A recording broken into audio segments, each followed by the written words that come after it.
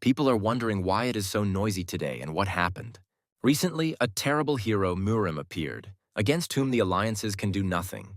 They say this guy is just over 20 and he is already so good at martial arts. Rumor has it that even the mightiest forces cannot stop him. One of the interlocutors doubts his strength, but the other confirms the rumors. People say that with the hilt of the sword, he controls the harmony of heaven and earth. He calls down lightning in the sky and a storm on the earth. However, it seems that people always exaggerate everything. In fact, he is proficient not only in martial arts, but also in dark magic. With this magic, he controls human hearts and souls, defiling them. He turns people into his slaves with shining eyes.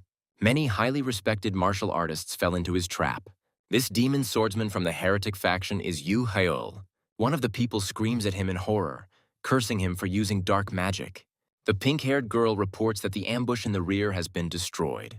Another girl gloats that she leaked confidential information to fuel discontent with the alliance.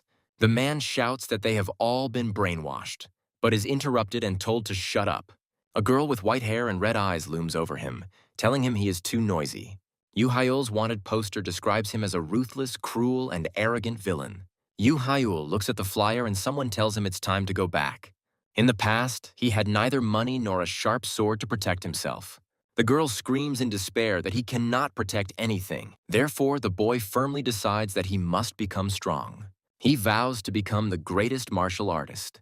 The boy invites the girl to make a promise to each other for the future. In the present tense, people in the tavern are drinking and talking happily.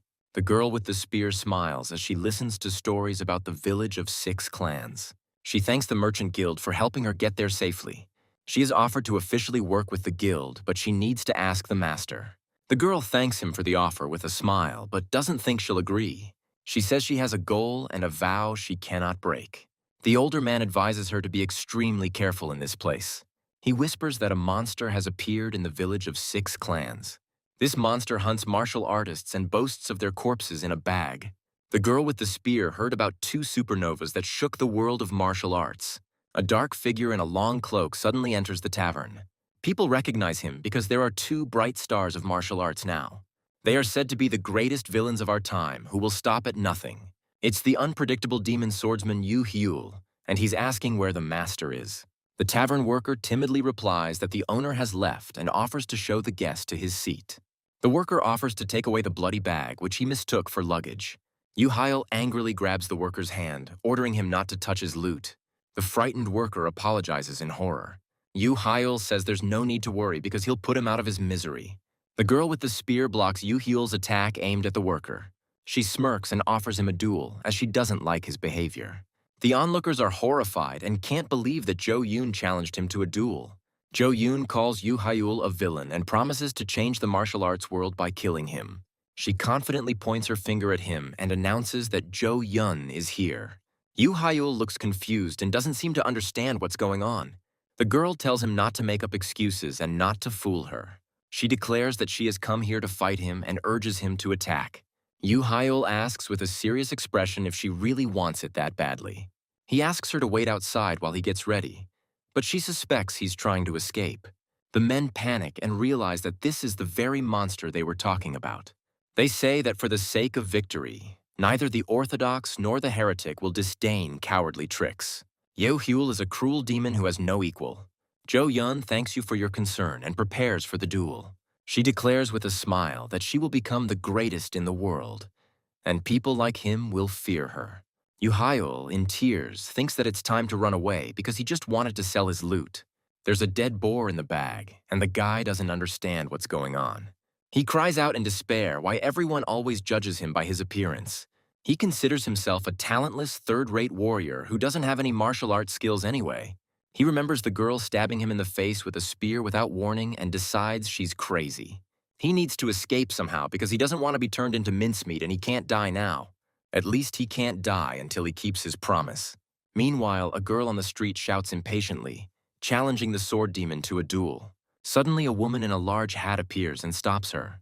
This woman with white hair and red eyes asks about a duel for life with an unpredictable sword demon.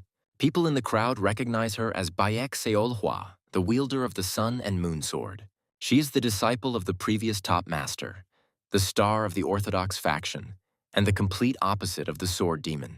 Jo Yoon thinks that if she joins forces with her, no one will recognize her. She approaches Baek Seol-hwa and declares that she has also come for the Murim hero who is in this tavern. Baek Seol-hwa smiles coquettishly and says that she has finally found him, greatly embarrassing Jo Yoon. Jo Yoon invites Baek Seol-hwa to join her to defeat Yoo Hyul together. At this time, Yoo Hyul decides that he must report what is happening to the higher-ups. He considers the duel illegal from the very beginning and, as a law-abiding citizen, cannot accept it. Suddenly, a stranger appears behind him, causing him to cry out in fright. Yoo Hyul falls to the floor and begs her to wait because he hasn't said anything yet. Baek Seol-hwa says that she has finally found it and has been waiting for this moment for many years. And Yoo Hyul looks at her in complete bewilderment. Baek Seol-hwa thinks she has become the greatest martial artist and has gained power and money. She recalls how she proposed marriage to him.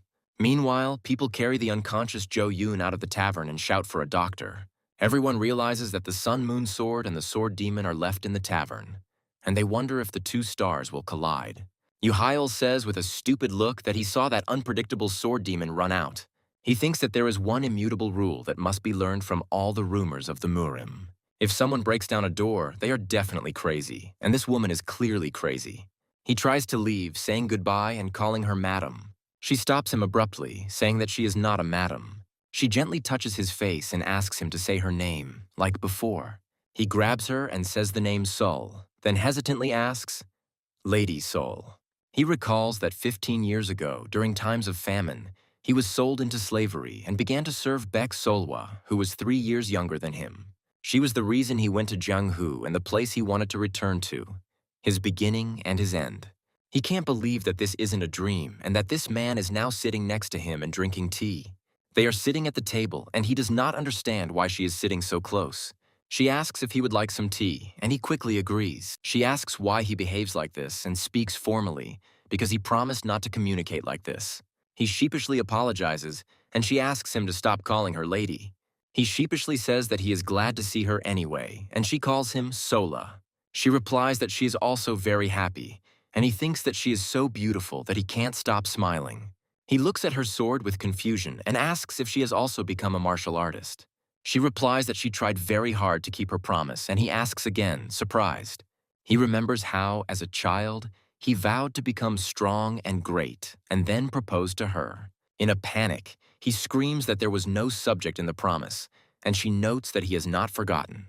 She says that she heard rumors about an unpredictable sword demon and began searching for it. It is surprising to hear that he is harassing women and jumping from place to place, and he is shouting in rage at who is spreading such rumors. She doesn't care what they say about him, because the most important thing is that they kept their promise. She became a master, so now he must become her husband. He sits at the table and says that he hasn't answered anything yet. In Murim, they say that there are 2 things that even the most powerful master cannot avoid. The first is the passage of time, and the second is rental scams. Among all the fortunate days of his stay in Jianghu, this one stands out in particular. As he cried, not knowing if he was the sword demon, someone extended a helping hand to him. The man was a merchant from the Eternal Trade Guild who asked if he needed money. This woman, whose name is Han Kyung, asks if he is here to pay off his debts. Baek Seol-hwa, standing next to him, confirms this and says that she heard that he owes her a large sum of money. She accuses Han Kyung of using this debt to control people as she pleases. Yoo Hyul feels very awkward in this situation. He cries out in despair that kindness is met with hostility. He recalls that it was financial assistance in the form of support, and not some kind of abuse. He thinks that Sul has become a good master and is now confident that he is on the same level as her. She asks what he was doing while she was working hard to become a master, causing him to panic. The merchant explains that there was a misunderstanding and they simply borrowed his name in exchange for a small favor. Baek Seol-hwa seriously asks how much this favor cost. The saleswoman replies that if she insists, she will name an exorbitant price. She says that if you add up all the help and expenses, it comes to about 100,000 nannies.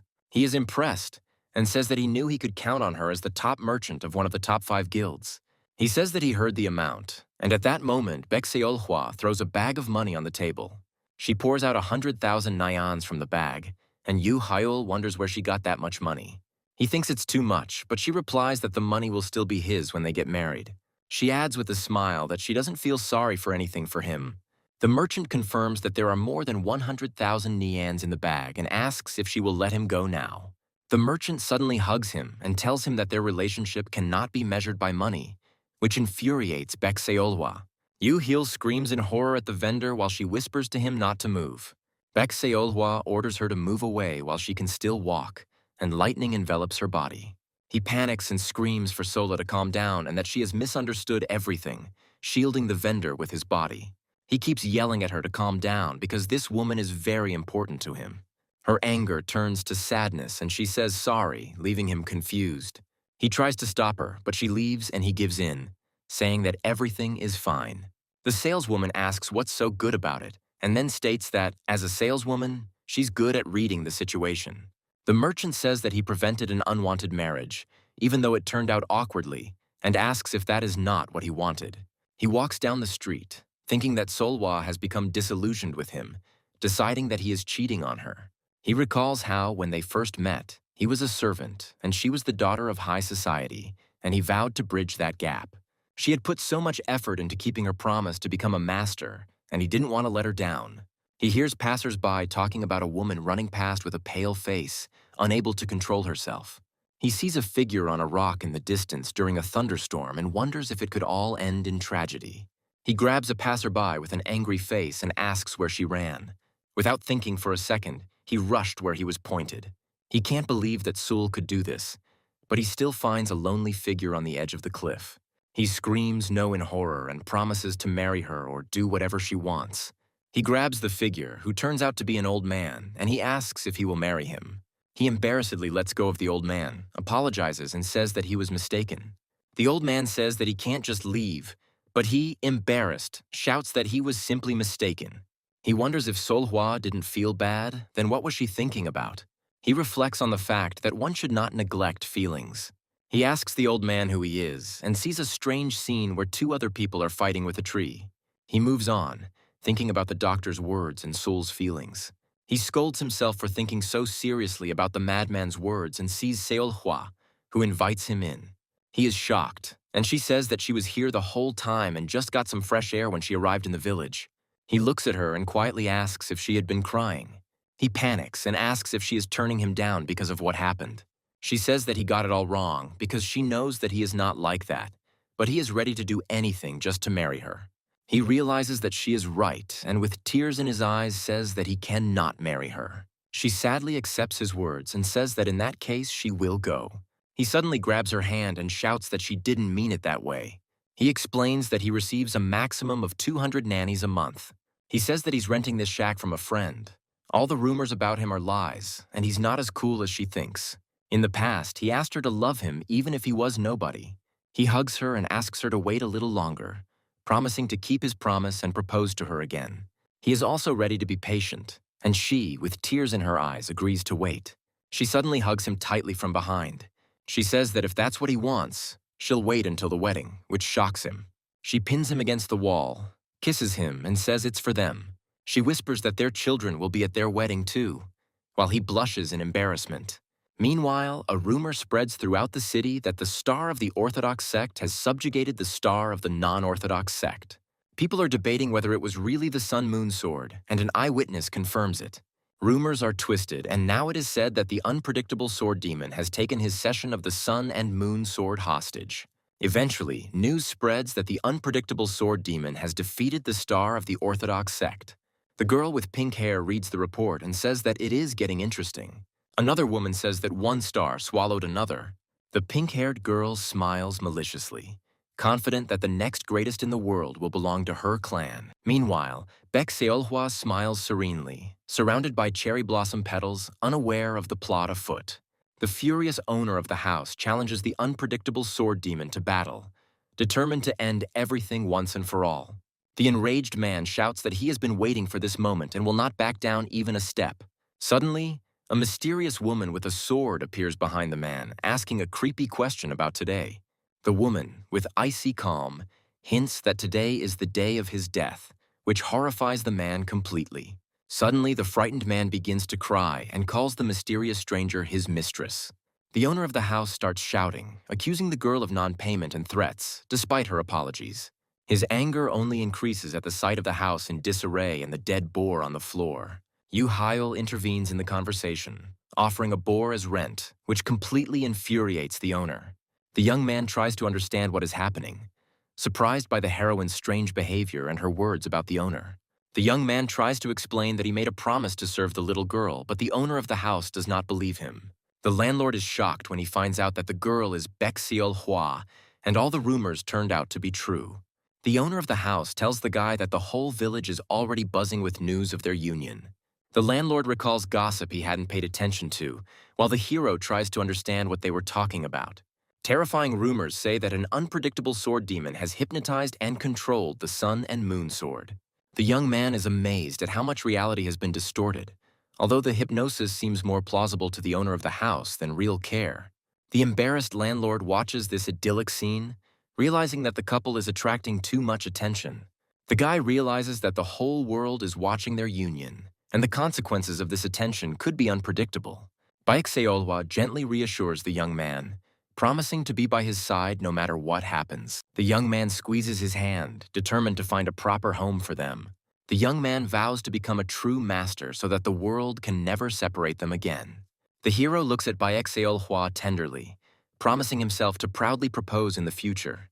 The idyll is interrupted by the angry cry of the owner of the house, demanding money for rent. The girl feels relieved after repaying the debt, although she's still ashamed of yesterday's events. The landlord holds a bag of money with a crazy smile, dreaming of buying a house with it. The hero resolutely refuses, declaring that the money belongs to Seolhwa, and they will save up for housing themselves. The heroine gently takes the young man by the hand, smilingly correcting him that this is now their shared money. The owner of the house watches the couple leave, reminding them to pay the rent on time. The landlord asks the young people not to destroy his house with their fighting techniques. Yu Hyul smiles and assures that everything will be fine. Suddenly, a huge bonfire attracts the attention of the crowd, foreshadowing the beginning of something sinister. A pink-haired girl jumps out of the flames, shouting the name of the unpredictable sword demon. The stranger declares herself the next head of the Four Evils cult. The pink-haired girl reveals her name, Poison Phoenix Tanhei, shocking the boy. Tanky points at the hero, ordering him to hurry up and leave. Baek Seolhwa stands up to protect the boy, and lightning envelops her body, ready to strike. The poisonous phoenix recognizes the sword of the sun and moon, smiling ominously at an old acquaintance. Tanhei is surprised that the rumors turned out to be true, and the heroine actually stands up for the sword demon. The pink-haired girl unleashes her dark energy, promising to reveal a secret weapon and destroy them. The young man tries to understand the motives for the arson, while the owner of the house screams in despair over the ruins of his home. The poisonous phoenix Tanhei, up to his neck in the ground, only mocks what is happening, fully justifying his nickname.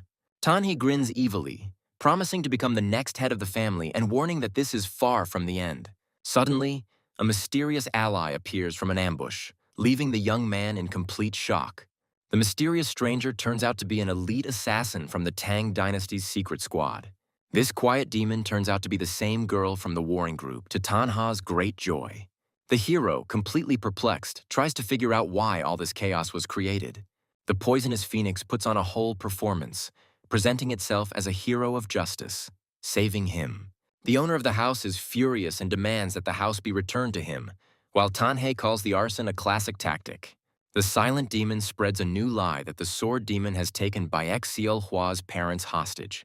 The young man remembers how just a few seconds ago, Tanhei screamed at Baek Seolhwa to die. The true purpose is revealed. The silent demon's original plan was Baek Seolhwa.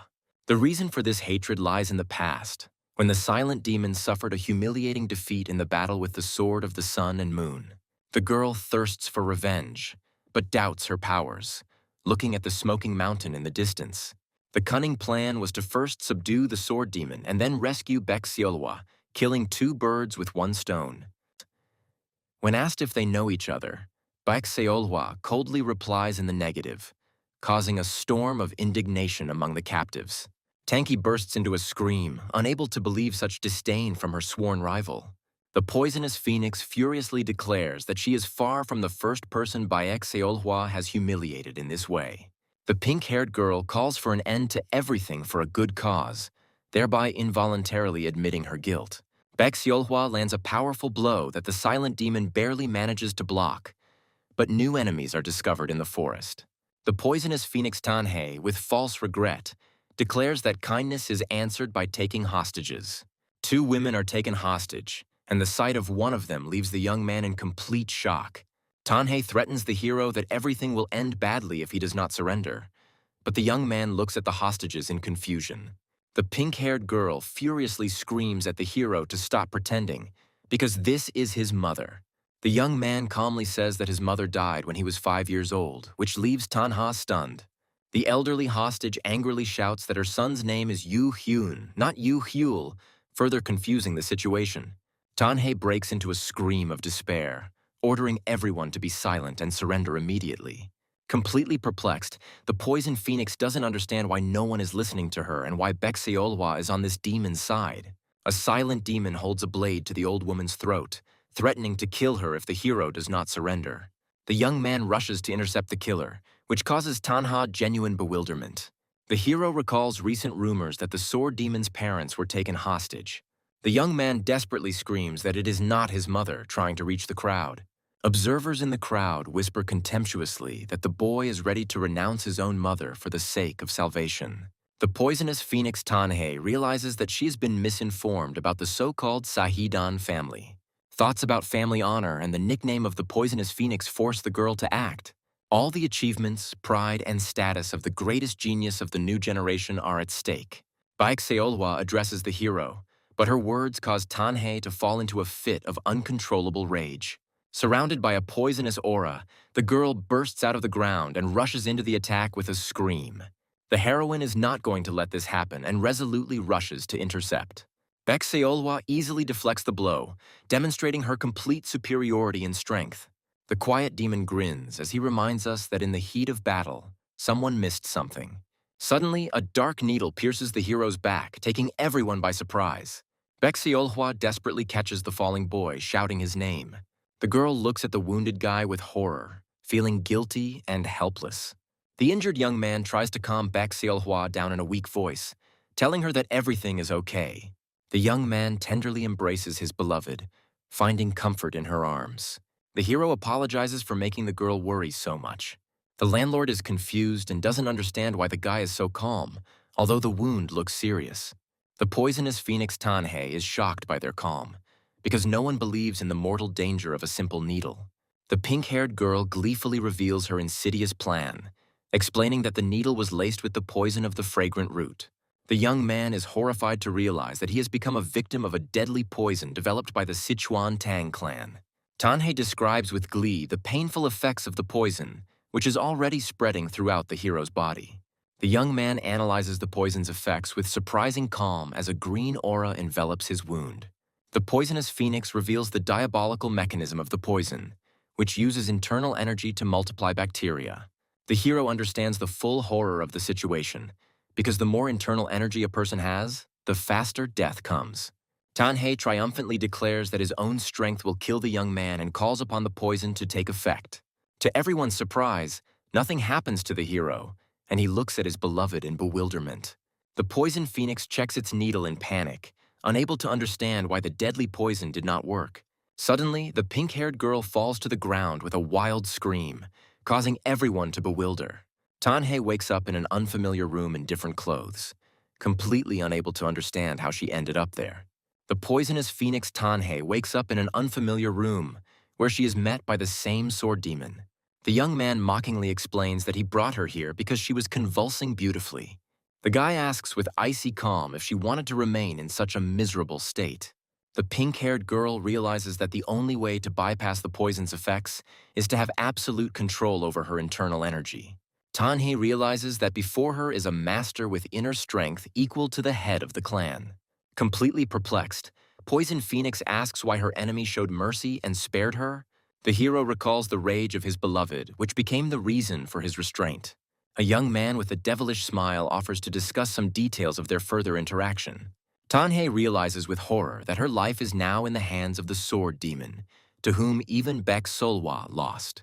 The pink-haired girl realizes that the righteous hero of the Orthodox sect used her to lull the enemy's vigilance. The young man offers Tanha a deal. starting the conversation with an apology to his beloved. The Poison Phoenix is furious and declares that she will take responsibility for her actions and will not allow evil to reach the Tang clan. The hero asks with a grin if she can handle it herself, to which he receives an angry response. Don't underestimate her. The young man raises his finger, naming the price of her freedom, 100,000 nyans. A young man with a cold smile demands ransom and compensation for the destroyed house. Tanhei angrily asks when she will be able to receive the required amount. After some time, Poisonous Phoenix, acting as a waitress, greets new customers. The young man explains to the surprised girl that she simply needed help, and that is why she now works here. The guy sits with Baek Seolwa on his lap, offering Tanha another job if she doesn't like this one. The heroine gently cuddles up to her lover, not wanting to let him go for a second. The pink-haired girl is horrified to realize that bullying her won't get her home back. Baek Seolhwa promises with icy calm that next time everything will be different and her enemy will not be harmed. The heroine tenderly embraces her lover, asking if he feels any discomfort. A boy and a girl merge in a tender embrace, enjoying a moment of peace and intimacy. People on the street are whispering that the Sun-Moon sword is not as good as they said. One of the women believes that Baek Seolhwa is simply wearing a mask to hide her true nature. The hero trains diligently with the sword while his beloved watches him from the side.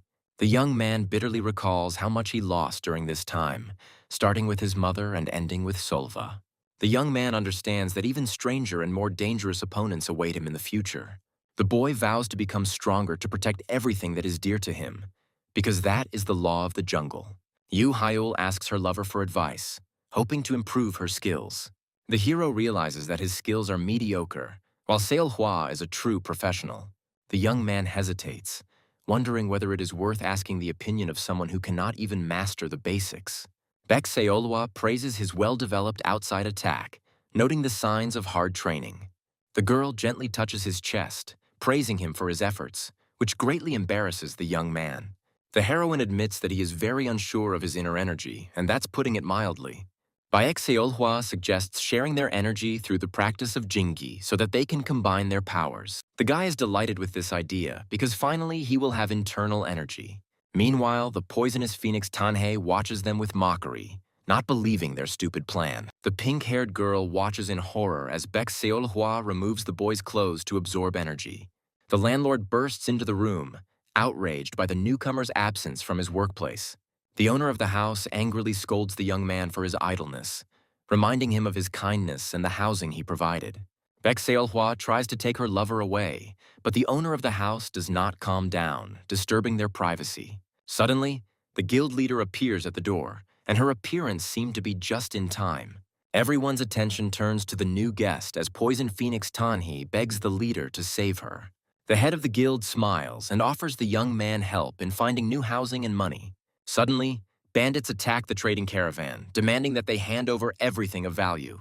The robbers declare themselves to be a customs inspection, blocking the way for the merchants. The bandits are horrified to discover that instead of defenseless traders, they are met by a whole group of formidable warriors. The robber panics and declares that there will be no more testing, trying to save his life. The guild leader explains that the real problem is not the greedy speculators, but a bandit lair nearby. These bandits have created their own martial art, and not obeying the laws of the Murim pose a serious threat. The bandits have become especially aggressive lately, and the guild leader urgently needs to get to the city. She asked Yu Hyul and Baek Seolhwa to accompany her, promising a generous payment for their services. The poisonous phoenix Tanhei, forgetting about his situation, volunteers to help, unable to stand aside. Tanhei offers her help for only 100,000 nyans, which causes bewilderment in the hero. The pink-haired girl doesn't let up, ordering everyone to return to the guest house while she sorts out the problem. Suddenly, their carriage is stopped by those same robbers, and the tension reaches its peak. Tanhei resolutely steps out of the carriage, ordering the others to sit and watch while she sorts everything out. The bandits recognize her as an elite escort, and the poison phoenix, with a cat-like smile, praises them for their keen eye. Poison Phoenix Tanhei's confidence evaporates at the sight of a huge crowd of bandits blocking the caravan's path. Baek Seolhwa's cold calm gives the Poison Phoenix only 10 seconds to deal with her, while she furiously demands that her prey be left alone. The poisonous Phoenix Tanhei enragedly orders the couple to continue their ritual while Yu Hyul, engulfed in flames, tries to reason with her. Not wanting to wait any longer, the pink-haired girl rushes into the attack using her explosive weapon. A powerful explosion throws back the bandits, but along with them, it also collapses the edge of the cliff on which the caravan stands. The hero screams in horror at Tanha's recklessness as the ground disappears from under their feet. Confidence reigns in the bandits' lair, since the advance party was sent only to assess the enemy's strength. The bandits' real mission will only begin with the arrival of a mysterious man, for whom reinforcements have already been called. The news of the complete destruction of the advance group comes as a complete surprise to the bandits. The surviving bandit reports with horror that not only their squad but the entire escort group was destroyed. The bandit captain studies the leaflet with interest, depicting the sword demon, preparing for his meeting with him. The guild leader looks at the leaflet with doubt, wondering whether a man with such a dubious reputation can be trusted. Heavy memories of betrayal make the guild leader doubt people in general. The young man pulls the guild leader out of the water, interrupting her dark thoughts. Having reached the shore, the hero shouts Tanha's name in rage, promising to take revenge for what happened. On the cold shore, the young man tries to find at least something good in their deplorable situation. Thoughts of Baek-seol-hwa bring the guy peace because her strength is on a completely different level. The memories of the promise given not to part anymore cause the young man pain and bewilderment. The sudden appearance of robbers from the forest interrupts his painful thoughts. The hero jumps to his feet, drawing his sword and preparing to single-handedly defend the guild leader from the bandits' lawlessness. The bandits recognize the unpredictable sword demon by his terrifying face and clothing. To the young man's surprise, the bandits turn out to be his ardent fans and enthusiastically greet their idol. The bandits proudly proclaim the greatness of the unpredictable sword demon, oblivious to his confusion. The hero picks up the guild leader, deciding to personally take care of his prey. The bandits admire their master, who secretly called for reinforcements without letting them in on his plans. The robbers enthusiastically discuss the imaginary exploits of their master, attributing incredible blows to him. The young man tries to find out if the bandits saw people in white clothes, but they don't know anything. The hero asks the robbers to immediately inform him if they see anyone suspicious. One of the bandits notices the close relationship between the young man and the head of the guild, which causes the hero embarrassment.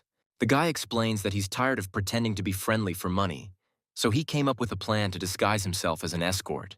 The guild leader comes to her senses and realizes with horror that she is in the arms of her companion. The bandits watch the leader's frightened face with laughter as she tries to escape. The bandits point to the government fortress they manage to reach. At the fortress, they are met and invited to enter, but the hero feels that something is wrong. The young man screams that he urgently needs energy, while the guild leader hangs limply in his arms. The hero refuses to entrust the leader to the bandits and decides to find a quiet place for her himself. The bandits try to stop him, reminding him of the danger, but he calls them idiots and leaves. The young man, with a devilish smile, declares that as a hunter he must taste his prey. He throws the head to the ground with contempt, calling it trash, which causes a storm of indignation in her. The guy says with a cold grin that she is worthless and that he didn't like her from the very beginning. The performance ends, and the hero admiringly praises the acting of the guild leader. The guild leader proudly admits to his talent for pretense, smiling coquettishly. The chief is perplexed as to why the young man continued to play the role when they had already lost their pursuers. The guy explains with a smile that he just wanted to be on the safe side and is now ready to protect her. The hero suggests that they first descend from the mountains to continue their journey. The young man says that he has some business to attend to, so he only takes her halfway there. The guild leader furiously accuses the young man of betrayal, reminding him of the contract and the dangerous bandits. The conversation is interrupted by noise in the bushes where the robbers are hiding, having already caught everyone they could. The bandits are discussing the capture of a pretty girl from the escort, who was personally captured by a man with backup. The robbers anticipate a large ransom and decide to leave before they get into more trouble. The guild leader guesses that the reason for the hero's reluctance to go further lies in the sword of the sun and moon. Baek-seol-hwa stands before a mysterious dark figure, and it becomes clear that the bandits' reinforcements are not ordinary people. The young man firmly declares that he does not care about numbers and skills, because he will never lose his man again. The guild leader is surprised to learn that the boy had made a promise with Baek-seol-hwa even before their contract. The hero, in a panic, tries to explain that her and the chief's clothes could get dirty, and this is not at all what she thought. The guild leader looks at the guy in bewilderment as he quickly takes off his clothes.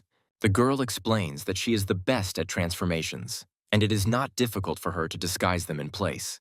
Suddenly, a muscular man appears in front of them, who turns out to be a young man in disguise. The guy covers himself sheepishly, citing a lack of things for a complete disguise. The disguised hero joyfully greets his new companion, hoping that he remembers him. The robber shouts in rage that their disguise failed and they were caught on the spot. The guild leader deals a crushing blow, plunging the bandits into panic and terror. The robber, with tears in his eyes, tries to justify himself, reminding them of the requested reinforcements. The guild leader furiously scolds his subordinates, who couldn't even defend themselves. The frightened robbers fall to their knees, begging for forgiveness for their unforgivable mistake. The guild leader, putting his foot on one of the bandits, orders them to simply escort her. The bandits' camp is in disarray, the building is destroyed, and everyone is discussing the traces of the lightning strike. One of the bandits warns of danger because a mysterious blue sword may appear at night. Suddenly, a mysterious figure appears behind one of the bandits, and it becomes clear that their fears were not in vain. The guild leader notices his companion's poor health, and he tries to collect his thoughts. The disguised hero assures that he suddenly realized his responsibility and will now be able to protect her. The guild leader's gaze warms, and then she points to the burning building, which turns out to be their warehouse and prison. Inside the prison, they are met with a horrific scene, pools of blood and dead bodies. Realizing they need to hurry, the pair runs through the dark corridors in search of survivors. Finally, they find a prison cell from which familiar voices can be heard. Baek Seolhwa and the poison phoenix Tanhae find themselves behind bars, and she joyfully welcomes her rescuers. The pink-haired girl looks at the sword demon with admiration, amazed by his devotion. Tanhae mentions with disdain several porters who were immediately released. The guildmaster can barely contain his irritation as Poison Phoenix tries to explain the situation. Tanhae says with a satisfied look that everything is going as well as possible, and now it's time to get going quickly. The disguised hero shouts indignantly at the robbers, reproaching them for not recognizing their own. The guild leader stabs one of the bandits while they try to understand in horror what is happening. The robber, with tears in his eyes, justifies himself, reminding them that this is the first time they have seen reinforcements. The guild leader furiously reprimands his subordinates for failing to protect the building entrusted to them.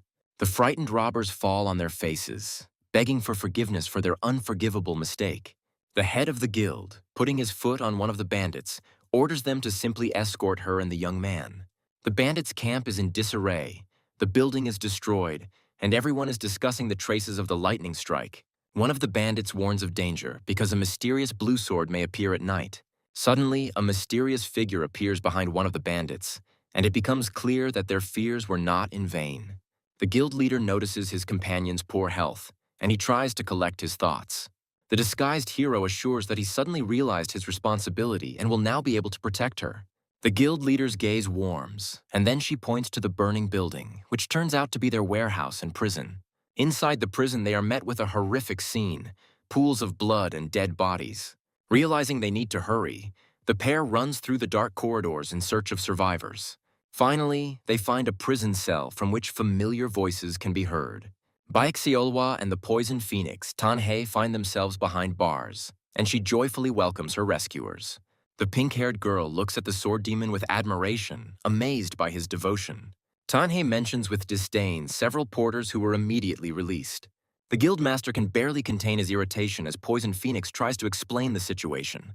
Tanhae says with a satisfied look that everything is going as well as possible, and now it's time to get going quickly.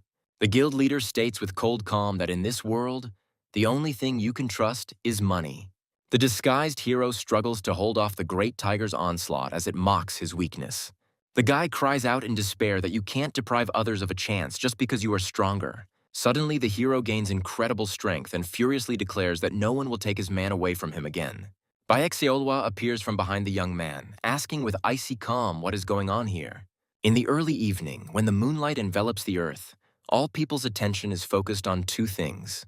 The first is the incredible beauty of the girl, which can make you forget about everything in the world. The second was the only person who stood out from the crowd, hugging this beauty. The young man asks his beloved with concern if she's okay. The girl happily hugs him, saying that she is glad that she was late, and asks where he was. Baek Seolhwa explains that she was in a nearby tower dealing with some annoying matters.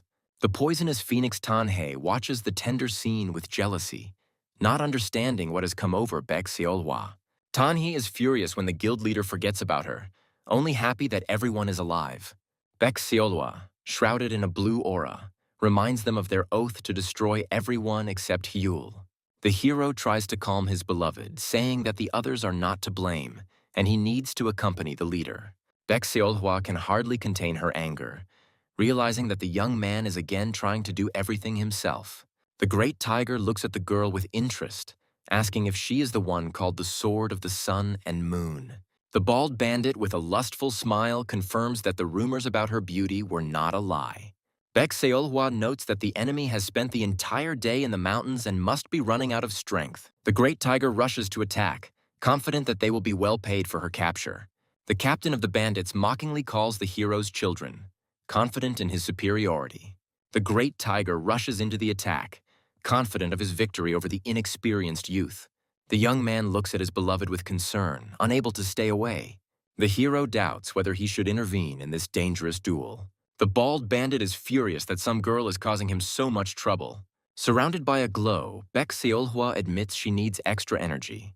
The great tiger is furious that he can't even lift his sword after her attack. The heroine, with cold calm, declares that she needs additional energy and approaches the enemy. The enraged bandit screams in rage that he will kill them all for such humiliation. King Nokrim once gave his students wise advice. Don't try to take in everything at once, but concentrate on one thing at a time. Usopp chose the path of strength, and now no one can withstand his simple yet incredibly powerful blow. The guy screams in horror, warning his lover of danger while she asks him for energy. The young man, in desperation, promises to give her everything she wants if only she could deal with this monster. Baek Seolhwa prepares to deflect a blow that could split an entire rock. The girl confidently declares that he will not be able to kill her because joking with her is inappropriate. The heroine's blow turns out to be so powerful that it is capable of tearing the world apart. The hero looks at his beloved in horror, realizing that they have witnessed the dawn. The boy screams, trying to stop Baek Seolhwa, but she coldly orders him to let go. The entire cave begins to collapse, and the heroes and their captives fall into the abyss. The guild leader is surprised to discover a mysterious red chest, which turns out to have been kept by Baek Seolhwa. Baek Seolhwa reports that Tanhae is helping other wounded while one of the captives begs for death. The young man laughingly assures the chief that she will not be held responsible since the item remains in his possession. The guild leader looks at the guy doubtfully, asking if this item is really the only thing that matters to him. The girl assumes that since he is at the level of the Sun and Moon Sword, he can easily deal with Wusok. The hero panics and denies his power, citing differences in the compatibility of their techniques. The guild leader doesn't understand why the young man didn't hand it over to a stronger opponent, since it would have been profitable. The guy asks again with bewilderment, reminding her of the promise he made to protect her. The guild leader laughs as she realizes that she could have completely trusted this strange young man. The girl admits with a gentle smile that Yu Hyul is indeed trustworthy. In the dungeon, a young man in chains reflects on the fact that the merchant cannot afford to waste time. The unfortunate guy faces the death penalty under the country's strict laws, and he awaits his fate in horror. Meanwhile, the official praises the guild leader for his good work and for confirming the identities of the criminals. A young man suggests that his beloved wait outside because the government building makes him nervous. Prince Jaijin orders his men to capture and imprison the important guests who were caught in the forest. The guild master intervenes, reminding them that an unpredictable sword demon is involved in this matter. The young man has a bad feeling and understands that leaving quietly would be a blow to the government's pride. These are chaotic times when two nations coexist under the rule of an empire, and military power operates separately from each other. Enemies of the Murim and state criminals are prosecuted separately, and the government cannot intervene directly. The guild leader warns that once she hands over the mysterious item, they'd better get out of here for a while. The mysterious dragon is supposed to get this thing, and the tension is at its peak. There is a state of zenith, when the inner power goes beyond the physical body. In the past, this state was considered the pinnacle of the Marima world, and is still the highest standard for a master. Those who have reached this level are called dragons and phoenixes, and there are currently only 5 dragons and 4 phoenixes. The young man is impressed by their coolness, and the pink-haired girl enthusiastically agrees with him. Poison Phoenix Tanhee proudly declares that she is the youngest phoenix. The others are unimpressed, and Tanhee gets angry when it is pointed out to her that 2 of them are just ordinary people. The person they are about to meet is the Simple Dragon, also known as the future of Mount Hua. The guild leader asks Tanha if she knows anything about the Furious Dragon, calling her inadequate. The pink-haired girl realizes with annoyance that this dragon is also completely abnormal. It seems like being abnormal has become the new norm, but this only makes Tanha angrier. The guild leader decides to change the subject and asks the tavern owner for 4 private rooms. She clarifies that they need 2 rooms for 2, and at that moment the appearance of Bayek Seol Hua scares the owner to death. The pink-haired girl gets out of the bath, happy about the cleanliness, but her good mood quickly evaporates. The guild leader accuses Tanhi of eavesdropping, but she panics and denies everything. The poisonous phoenix declares that it is going to bed and asks to stop messing around. The young man also washed himself and thought with delight about what an excellent bathroom this tavern had. Baek Seol Hua appears at the door, reminding him of his promise to help her recharge. The young man asks sheepishly about her clothes, and she explains that her things are in the wash, so she had to borrow his. They embrace tenderly, and an atmosphere of romance and warmth fills the room. She falls asleep peacefully on his shoulder, and he asks sheepishly if she doesn't like it. Bayek Seolwa, with a flirtatious smile, suggests that the young man think about her words, because she is his. The embarrassed hero hugs his beloved tightly, admitting that he really likes it. They look at each other tenderly, and there's an atmosphere of love and happiness in the air. In the next room, the guild leader tries to calm down the enraged Tanhei, while the mysterious chest falls to the floor. The guild leader runs to the window in panic, seeing that something strange is happening outside. The whole problem lies in the greatest threat, Baek Seolwa, who is shrouded in a powerful aura. The hero manages to catch the falling chest at the last moment, saving it from destruction. The young man comes to in a cloud of smoke, completely unaware of what happened. Suddenly, he is surrounded by guards, and he recognizes one of them as the same guy. The enraged guard accuses the young man of attacking Mr. Jae-hyun. All evidence points to the unpredictable sword demon, who is now the prime suspect. The guy is shocked that he, a scoundrel, is accused of assaulting an official. He tries to justify himself by saying that it was all an accident, but he is put in stocks. The guard shouts at him in a rage, saying that the master's wife is still unconscious because of his antics. He is ordered to sit silently, threatening with consequences if he fights. A mysterious stranger sits down next to him in the cell and asks if everything is okay. The young man notices that his cellmate seems to be glowing and cannot understand what is wrong with him. The bald guy introduces himself as Yewendu, a follower from Mount Hua, and his radiance becomes even brighter. The hero is shocked that his cellmate is from Mount Hua and not from Shaolin, as he assumed. Evandu looks at him with interest and suddenly recognizes him as the unpredictable sword demon. Baek Seol-hwa, enveloped in a powerful aura, promises to save her lover no matter the cost. The guild leader, in a panic, tries to calm the enraged girl, begging her not to break into the government building. The enraged heroine declares that she will kill them all, not wanting to make an entire state her enemy. The guild leader realizes with horror that Baek Seol-hwa is ready to make her lover a refugee just to save him. The girl is relieved to see that the young man is alive and promises to try to correct this misunderstanding. Baek Seol-hwa, with icy calm, threatens to kill everyone if even a hair falls from her beloved's head. The guild leader tries to defuse the situation by offering to rely on her during negotiations. Meanwhile, the poisonous phoenix Tanhei, observing the night sky, decides to kidnap the young man so as not to complicate his life. The pink-haired girl with a devilish smile declares that this victory will definitely be hers. In the cell, Evandu listens with sympathy to the young man's story of his misadventures. The guy can't believe that his new acquaintance takes his word for it. Evandu explains that people rarely believe his words, and those who put religion first treat him as an enemy. The radiant monk is outraged by how people can be judged only by rumors, and his words move the young man to tears. The guy finally realizes that his cellmate is shining for a reason, and this confuses him a little.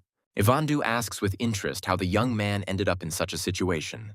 The bald monk says that when he arrived in this country, a horse was running amok in the market and no one could control it.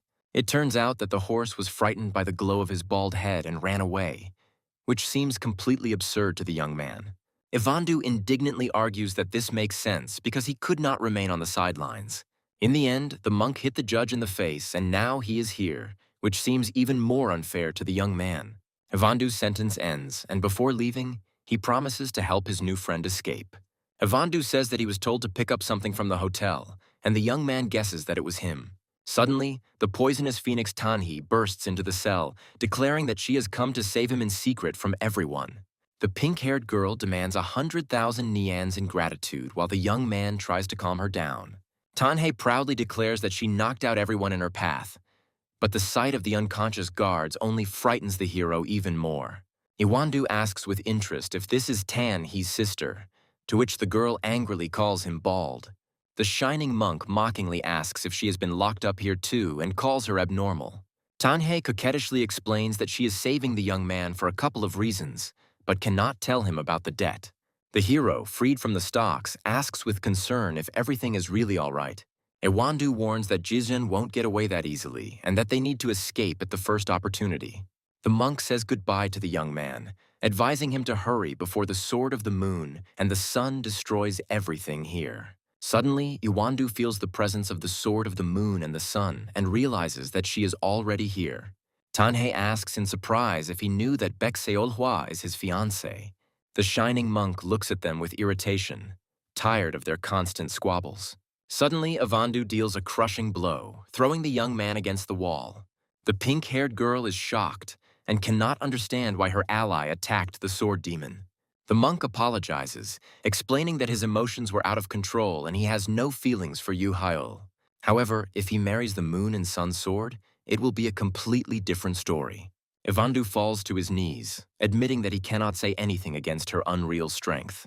He admits that she is incredibly strong, and the majestic image of Baek-seol-hwa appears before him. The shining monk lies on the ground, regretting that he couldn't protect these guys, but he tried his best.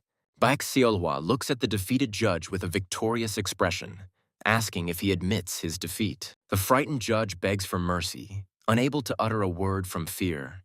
The girl contemptuously plucks the only hair from his head, leaving him in complete despair.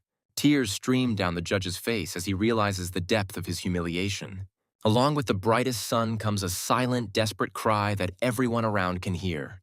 The judge screams in horror at the name of the sun and moon sword, realizing who he is facing. The guild leader tries to calm the enraged heroine, while she, full of determination, goes towards her goal. Iwandu, shrouded in a pink aura, furiously declares that he will not forgive Baek-seol-hwa. The pain of parting with the precious hair makes him feel the same as she does. The young man doesn't understand what's happening to his cellmate until Tanhei tries to reason with him. The hero, perplexed, asks how they can deal with this couple in love. The pink-haired girl looks at him with understanding, realizing how difficult it will be for him. The young man sheepishly tries to explain that she has again misunderstood everything. The poisonous phoenix Tanhei volunteers to deal with Iwandu, sending the hero forward.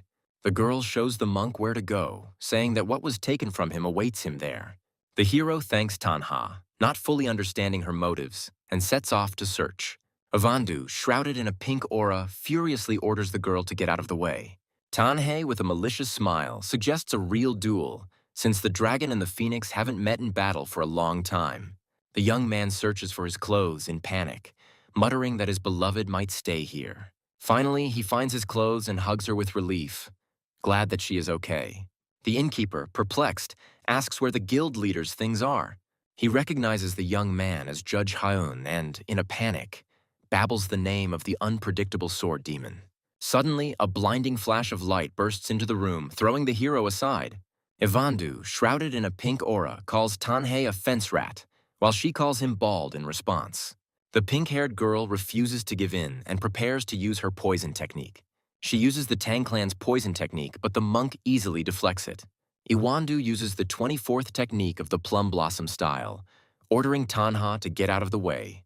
The poisonous phoenix is furious that her opponent has no interest in people like her. The enraged monk shouts that he needs the groom of the sword of the moon and the sun, and challenges the young man to a fight. The hero is completely perplexed and does not understand why his cellmate is so angry with him. Iwandu angrily explains that the whole thing is that he is the groom of the sword of the moon and the sun. Tanhei tries to explain to the monk that Yu Hyul is a reckless and stubborn guy, but that's just her opinion. The pink-haired girl stands up for the boy, saying that at least he has a sense of loyalty. She explains to Ivan that the guy called him his friend in prison and therefore does not want to fight with him. The radiant monk is embarrassed to realize that he represents the world of religious martial arts and should be ashamed. The hero sheepishly tries to explain how one can call someone a friend after a half-hour conversation. Yuandu regretfully admits that one cannot take out one's anger on another, and he has dishonored the holy name of Manhwa. Suddenly, Baek Seolhwa bursts into the room and throws herself into the arms of her lover with a joyful cry.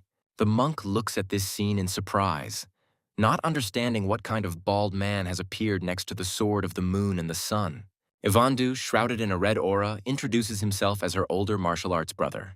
There is a commotion in the streets in the middle of the night, and people are puzzled about what is happening in the government building. The mysterious purple-haired girl watches the scene with irritation, not understanding why they cannot fulfill a simple request.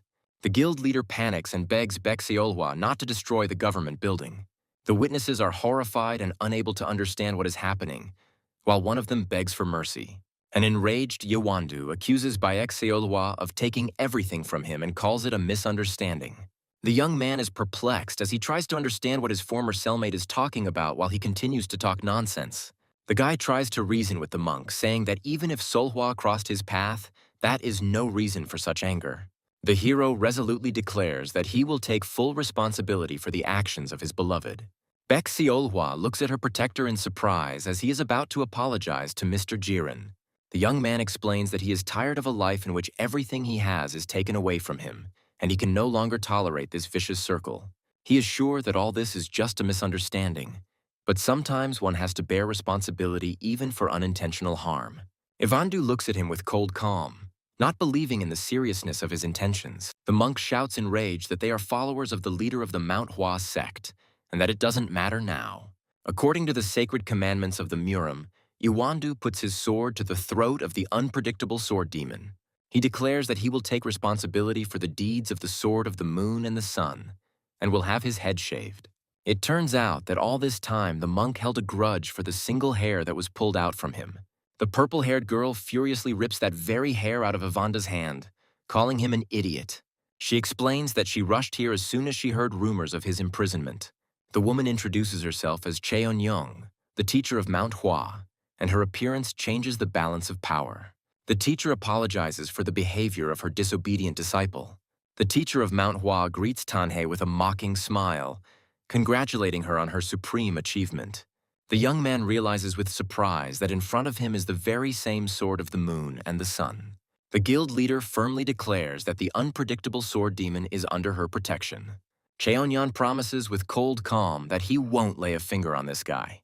The hero is perplexed and does not understand why everyone believes the rumors about his love affairs. As an apology for the trouble caused, the mentor offers herself to the young man. Cheonyan says with a flirtatious smile that he is not even the youngest of those she has caught her eye.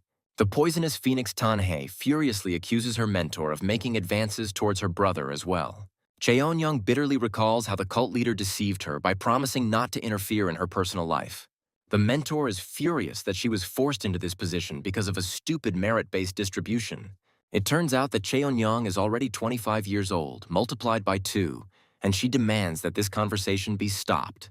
The woman smiles and offers the young man to take her, since he already has 3 and nothing will change. For Baek Seolhwa, nothing matters except Yu Hyul, who is more important to her than anything else in the world. The time she promised to spend with him was gone, and not only that, she also put him in danger. Now they openly want to take away what is most precious to her, and her patience is running out. Baek Seolhwa's patience has finally run out, and she furiously orders everyone to just die.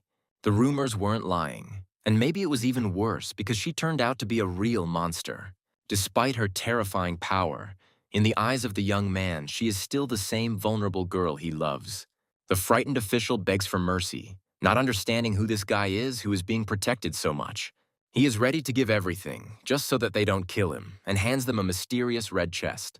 The frightened official, in tears, admits that Mr. Jiren forced him to do all this.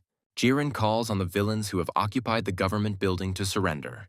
He mockingly announces that they are surrounded and expects their unquestioning obedience to the laws of the state. The guards report that they have cleared the perimeter, but it appears that everyone is still inside the building. There is complete chaos inside, and Hyun-sung still hasn't returned, which Jiren finds very strange. His subordinate doubts their strength, as there is no certainty that they will be able to defeat this demon swordsman. The intervention of the Manhwa sect's master gives them an advantage, as they can now use it to put pressure on the sect. Jiren is eagerly awaiting the moment when his hands reach the mysterious red chest. One of the guards mentions with apprehension the rumors that the demon swordsman uses spells to seduce girls. Even though his rival is a mentor from Mount Hua, Jiren doesn't believe that this little idiot can do anything against her. Suddenly, Yu Huel, Bexiol Hua, and the guild leader appear on the roof, and their appearance changes the balance of power. Jiren screams the name of the unpredictable sword demon in horror, not believing his eyes. The hero thanks his beloved with relief for her protection, rejoicing that they are together again. The guild leader furiously scolds Bexiol Hua and the mentor for waving blades in a building that is already on its last legs. Cheonyan complains that she is covered in dust because she covered that boy and doesn't understand why she wasn't punished. Baixiol Hua proudly declares that this guy will soon become her fiancé, which shocks her mentor. Jiren looks at this scene with disgust, sure that this is the very spell that seduces women. Tanhei grabs the official by the hair, confirming that the guy deliberately provoked the fox in order to end up in prison. It turns out that this lizard-like man was stunned and captured, and they wanted to give the thing away for ransom so that they could steal it later. Jiren is furious that this carrion dares to advise him, and prepares for the decisive blow. Jiren, in a rage, accuses them of destroying a government building and blaming the man who is backed by the state. He sentences the unpredictable sword demon to death, but the young man cries out in despair, "Why is it always him?" The official offers to hand over the sword demon since he is the only one who is not a member of the sect. Baek Seolhwa, shrouded in a blue aura, orders the old man to shut up if he doesn't want to die. The Hua mountain teacher tries to calm everyone down with a smile, which surprises Jiren. He shouts in rage that she can't handle such an idiot, and that because of her, the government building collapsed. Cheonyeon easily blocks his blow, challenging him to try again if he dares. She accuses him of falsely accusing their novice and shamelessly declaring that the thief's hall belongs to him. With his actions, he declared war on the Muramu, and her eyes glow with purple flames. She asks if he is ready to face the consequences, and his face contorts with fear. The red chest contains a mysterious piece of metal, which may have been the reason for all this fuss. It had been 30 years since she had last seen this relic. The mentor thanks the guild leader for saving the relic and for his good work. The young man says goodbye to Cheonyang, not believing that their paths will diverge so easily. A pink-haired girl scolds a tied-up monk, telling him that he should be ashamed. Revenge requires the right time and place, and soon a deadly duel between the dragon and the phoenix will take place. Ivandu, now dressed in luxurious clothes, invites them to meet here again. The teacher drags the reluctant monk along with her with disdain, saying goodbye to everyone. Finally, this part of the adventure was over, but half of the problems were caused by one person. The hero, tired of all these events, suggests that everyone sort out their things and rest. The young man asks his beloved with concern if she is tired. The innkeeper joyfully greets the guild leader, admiring her beauty. The sudden appearance of Yu Huel plunges the owner into complete horror. Baek Solwa asks for two-seater carriages with cold calm.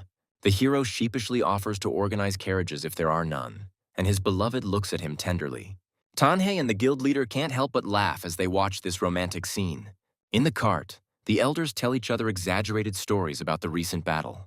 Tanhei interrupts them indignantly, declaring that a great battle, full of blood and sweat, had then begun. The fierce battle, she says, lasted 3 days and 3 nights, and she doesn't know if they slept at all. The sky and earth shook from their collision, and the driver was so frightened that he could not move. The elder recalls with horror how the unpredictable demon swordsman used the power of his sword. A true swordsman never waves his weapon in vain, and all the energy of his sword was directed to the 3 dantians of the moon and sun sword. The guild leader is confused and trying to digest what he heard, not knowing how to react. The young man explains how they chanted her name so loudly that the mountains and rivers shook more and more each time. In response, the sword of the moon and the sun strikes, and the hero suggests continuing the discussion. The guild leader sheepishly suggests clarifying the calculations, and the guy names the sum of 6,000 nians. They lost 3 carts in the collapse, and that's not counting the enormous additional costs and fines. The guild leader wants to be honest and says that it is definitely not his fault, because he did his duty and protected her. Plus, with bonuses and money from Jiren, they have a little extra income left over. The young man thanks the head, and she, smiling shyly, asks him to do without it. The young man enthusiastically promises to do everything to repay his savior. With the new money, they will finally have the means to find a new place to live. The innkeeper, in tears, begs them to just leave, while the young man promises revenge. Their route leads to Yucatan, a strategically important place for traders and travelers. In this settlement with a changing population and vacant housing, they hope to find a new home. The owner of the house is horrified when he recognizes the girl as the same one who is looking for a place to rent a room. Seeing the sword demon, the owner falls down, begging for mercy. It turns out that since that hotel was burned down, no one wants to rent them housing. The hero sadly apologizes to his beloved for all the difficulties she has to endure. He gently takes her hand, remembering how they once walked through the village in exactly the same way. Baxeolwa looks at him tenderly, saying that this is enough for her. Tanhei comments on their relationship with mockery, calling it not at all adult. The pink-haired girl is forced to work again, and she cries out in despair that she only had time to rest. The guy asks his beloved if she has any wishes for the new house. She sheepishly admits that she would like a big house with lots of rooms. The young man happily agrees, realizing that she is accustomed to luxury because she comes from a wealthy family. Baxeolwa explains with a flirtatious smile that one day their family will become big. The realtor shouts in anger that finding a house is not a piece of cake. He is outraged that they only have 10,000 nians as a deposit, and they want to buy a castle with this money. Suddenly, the realtor gets an idea and realizes that this could work. The realtor enthusiastically declares that this is the best house he has ever seen. The deposit turns out to be surprisingly low, and the monthly fee is not that high. The realtor reluctantly admits that, to be completely honest, this house is cursed. It turns out that all 4 families who lived here before suffered from fraud. The young man laughs it off as a simple coincidence and notices the owner of the house approaching. The red-haired girl greets them happily, asking if they have come to see the house. The guy is horrified to recognize her as the same swindler who deceived him earlier. After confirming the amount of 50,000 nani, they shake hands and sign the contract. The hero is delighted that he was able to rent such a luxurious house for such a price. The red-haired girl is glad that he is satisfied and offers to call her any time. The young man waves after her with gratitude, not believing his luck. He can't believe that this beautiful house is now his, and it brings him closer to fulfilling his promise. As he passes by, he notices a notice on the gate and realizes that everything is ready. It turns out that the house is being sold at auction, and the guy is shocked that he was deceived again.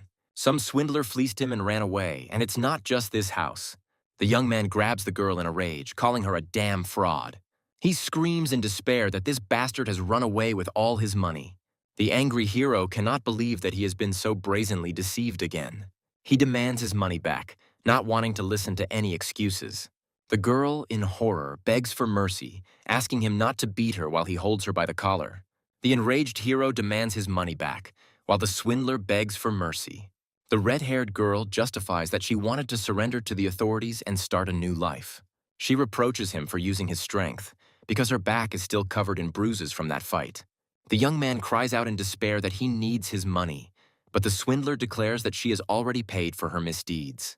Suddenly, Baxeolwa appears, and her icy gaze silences the scammer.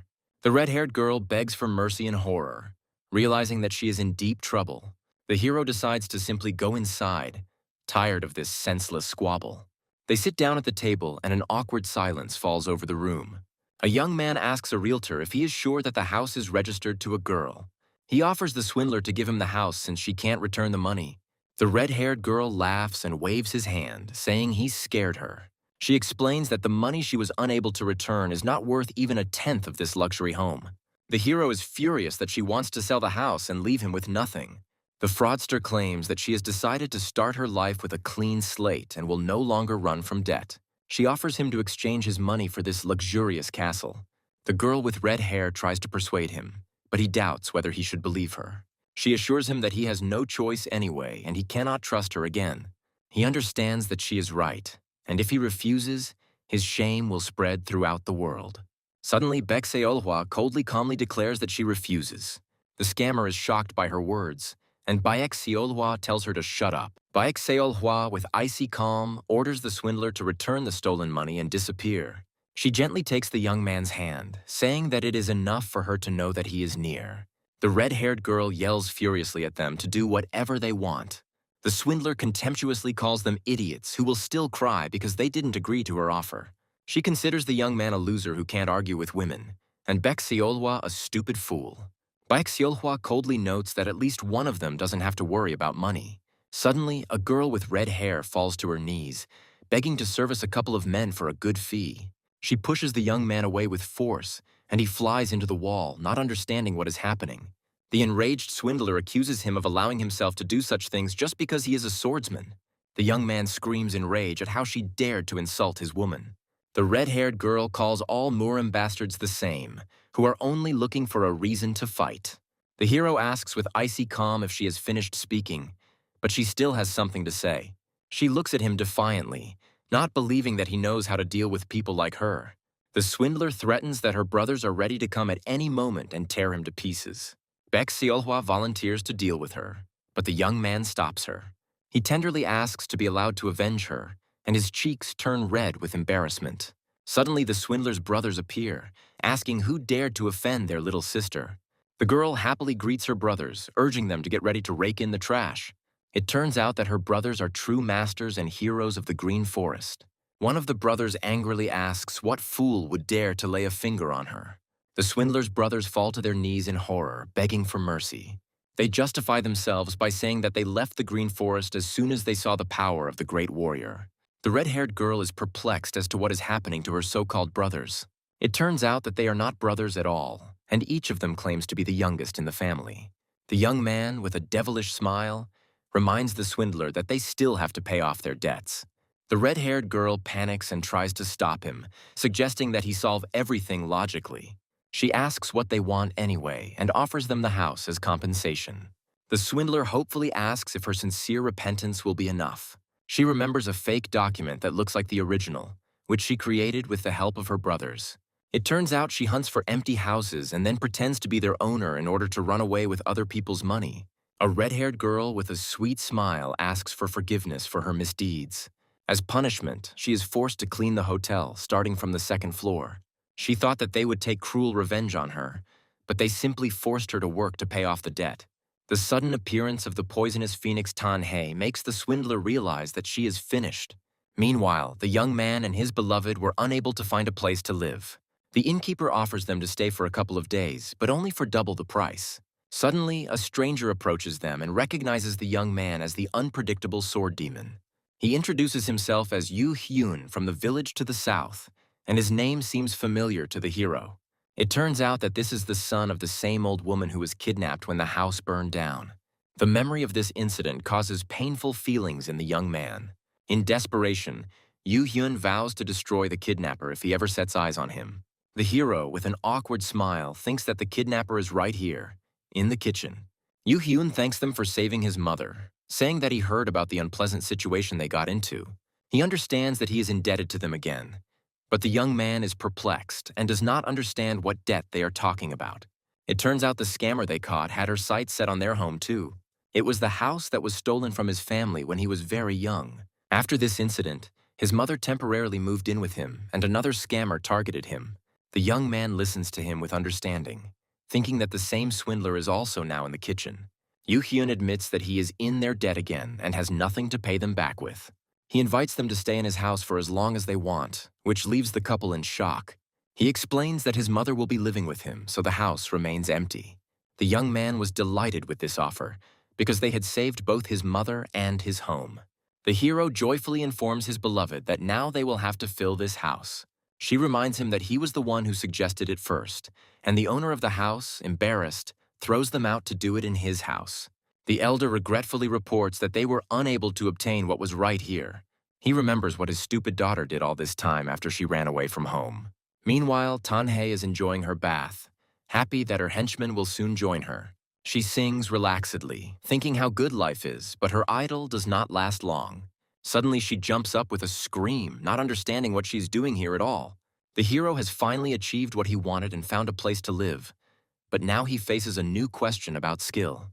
The young man desperately tries to master his inner powers, but feels neither the flow of energy nor the slightest progress. He thinks with envy about his beloved, not understanding how she managed to become so strong. Suddenly, Tan-hye appears, asking irritably how she should know. The hero is shocked by her appearance, and she dismissively declares that great people don't bother with such trifles as work. The pink-haired girl wonders what weaknesses the moon sword has. The guy panics and tries to justify himself, saying that it's not what she thought. Tanhei looks at him suspiciously, guessing that he is up to something. She claims that he is not having any affairs, and because of this misunderstanding, she remains indebted to him. Her main goal is to defeat that damn moon sword and get revenge for what she did. She explains that in order to defeat an enemy, one must first reveal all of his weaknesses and secrets. Tanhei says this to him specifically because she knows that they are close. Meanwhile, at the market, Baek Seol-hwa meets a vendor who greets her with fresh chicken. The young man and Tanhei, hiding in the bushes, are watching her, and he does not understand what she is doing here. He has never seen Seol-hwa train, and he is very curious about her secret. Perhaps she trains in secret, and that is the key to becoming a master. However, from the outside, it looks like she just bought some groceries and is returning home. Tanhei proudly states that she knew this would happen, so she hired someone. She admits that it was nothing serious. She just hired a killer to test her. The guy is horrified by her recklessness, but she is confident that Seol-hwa will still win. Suddenly, the same old man from the cliff appears, who, according to rumors, could cut lightning in half with his sword. The young man, hiding in the bushes, anxiously watches the meeting between his beloved and the mysterious old man. It turns out that Tanhei and the old man are simply discussing why Baek Seol-hwa isn't training.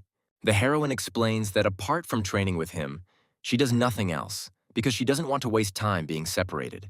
She readily admits that her skills may have worsened slightly, much to the shock of those watching. Tanhei and the old man shout in rage that no martial artist would say such a thing, and it is a disgrace. The old man invites the young man to try a complex Jindo-in technique that is beneficial for both partners. Everyone looks at each other in embarrassment, and Tanhei calls them perverts with disgust. A boy and a girl go into seclusion in the forest to practice energy transfer. The familiar warm energy of Seol-hwa flows through his body, and he remembers how it happened every night. He feels what true mastery feels like and realizes that he is so close to his goal. The hero is delighted that he finally understands everything and thanks his beloved for her help. He thanks Sul, saying it worked even better than he expected. But she looks worried. The young man says he needs to practice a little before he forgets this feeling and promises to be back for dinner. He felt as if he was about to realize something and was literally one step away from it. In an instant, something deep inside him in the chest area blocked all the energy. The hero screams in despair, unable to contain his rage and disappointment. He punches the tree in rage over and over again, not understanding why nothing changes. His hand is bleeding and he asks in despair why he can't change. He despairs and wonders if he will remain pathetic and useless forever. Suddenly, the head of the Baek Seok clan appears in front of him, who, it turns out, had been watching him all this time. The young man is perplexed and does not understand where Mr. Baek Seok came from. The clan leader easily knocks him to the ground, reminding him of the need to bow his head before his master. He looks at the defeated hero with disdain, saying that someone like him cannot be a martial arts master. Baek Seok is sure that by spreading rumors about himself, the young man will not be able to restore his reputation, because he is as pathetic as ever. The clan leader easily repels his attack, reminding him that he has always been his weakness. Tanhei watches what is happening with bewilderment, not understanding why they do not exchange techniques. The old man says with a smile that it has been a long day for Mrs. Seol-hwa. The mysterious man asks her with a smile if she remembers him, but her gaze is full of coldness. Baek Seol-hwa replies with disdain that he doesn't and orders him to get lost. The girl with pink hair does not understand why the heroine does not remember this man. It turns out that this is Dojin, the chief administrator of the Baek clan, who came here on behalf of the leader. Tanhei shouts in rage that it is her father, but Baek Seol-hwa has never heard of him. The pink-haired girl insists that he is definitely her father, but she just thinks that she is not quite right in the head. Dojin is furious that Mr. Baek sent her a huge number of letters and she never responded. The heroine admits with cold calm that she received letters, but she didn't need them. She indifferently reports that she didn't know who they were from, so she used them for kindling. The manager is furious that she could even open and read one, because she really doesn't have everything in her head. Baek Seol-hwa states that she must be with Yoo Hyul, and if that's it, then they can leave. This disgraceful servant, who had already had his ass kicked, was wrapped in a bag like luggage. The manager says with a malicious smile that they came unprepared, because they know very well what her weakness is. Baekseolhwa threatens with icy calm that if they lay a finger on Hyul, they will regret it. She furiously declares that her father and everyone in this house will die if something happens to him. The mysterious old man stops her, saying that the hostage has already been taken and she should not continue. He gives her a choice, revenge or her fiancé, and she silently accepts his conditions. The manager falls to the ground in the pouring rain, and Baekseolhwa orders him to take her to Hyul. Her eyes flashing, she demands that he take her to him right now. In the past, little Yu Hyul bows, introducing himself as a new employee. He timidly meets Mrs. Sol, and his life in this house begins. The servants are discussing a new, unkempt boy who has been assigned to live with the girl from the outbuilding. They think that she is too strict with the girl, even though she is not her daughter. The young man happily offers his mistress to try the cookies he brought. She says indifferently that she doesn't care, but he insists, assuring her that it is very tasty. The girl looked at the cloudless sky with empty eyes, and her gaze expressed absolutely nothing. But in those same eyes, he could see himself reflected in her indifference. Suddenly, a stranger bursts into the room, disturbing their privacy. He is surprised to recognize the young man as the unpredictable demon swordsman, and frankly, he is pleased with this meeting. The hero is shocked that the castle, which should have been destroyed years ago, is once again standing in its place. The stranger explains with a smile that they rebuilt it, and, of course, with their help. The young man angrily asks why they brought him here and what they are going to do with Sul. The stranger, who turns out to be the young master of the Hebei Peng clan, smiles and invites him to relax. Jin Taiyang says with a smile that he always wanted to meet the unpredictable demon swordsman. The hero looks at him with distrust, not understanding why he was kidnapped. It turns out that the young man was unconscious for 10 days, and all this time Jin Taeyang took care of him. He gave him a secret remedy developed by their clan that would knock out and heal the body. The guy looked too exhausted, and the memories of his tender embrace with Baek Seolhwa made him embarrassed. He admits that he has indeed been through a lot lately. Jin Taeyang looks at him with understanding, saying that he can imagine what it would be like to live under the same roof with the sword of the moon and light. She is a lonely flower that descended like a comet during the mortal combat between the dragon and the phoenix. Her glowing skin and delightful movements made any man dream of picking this flower.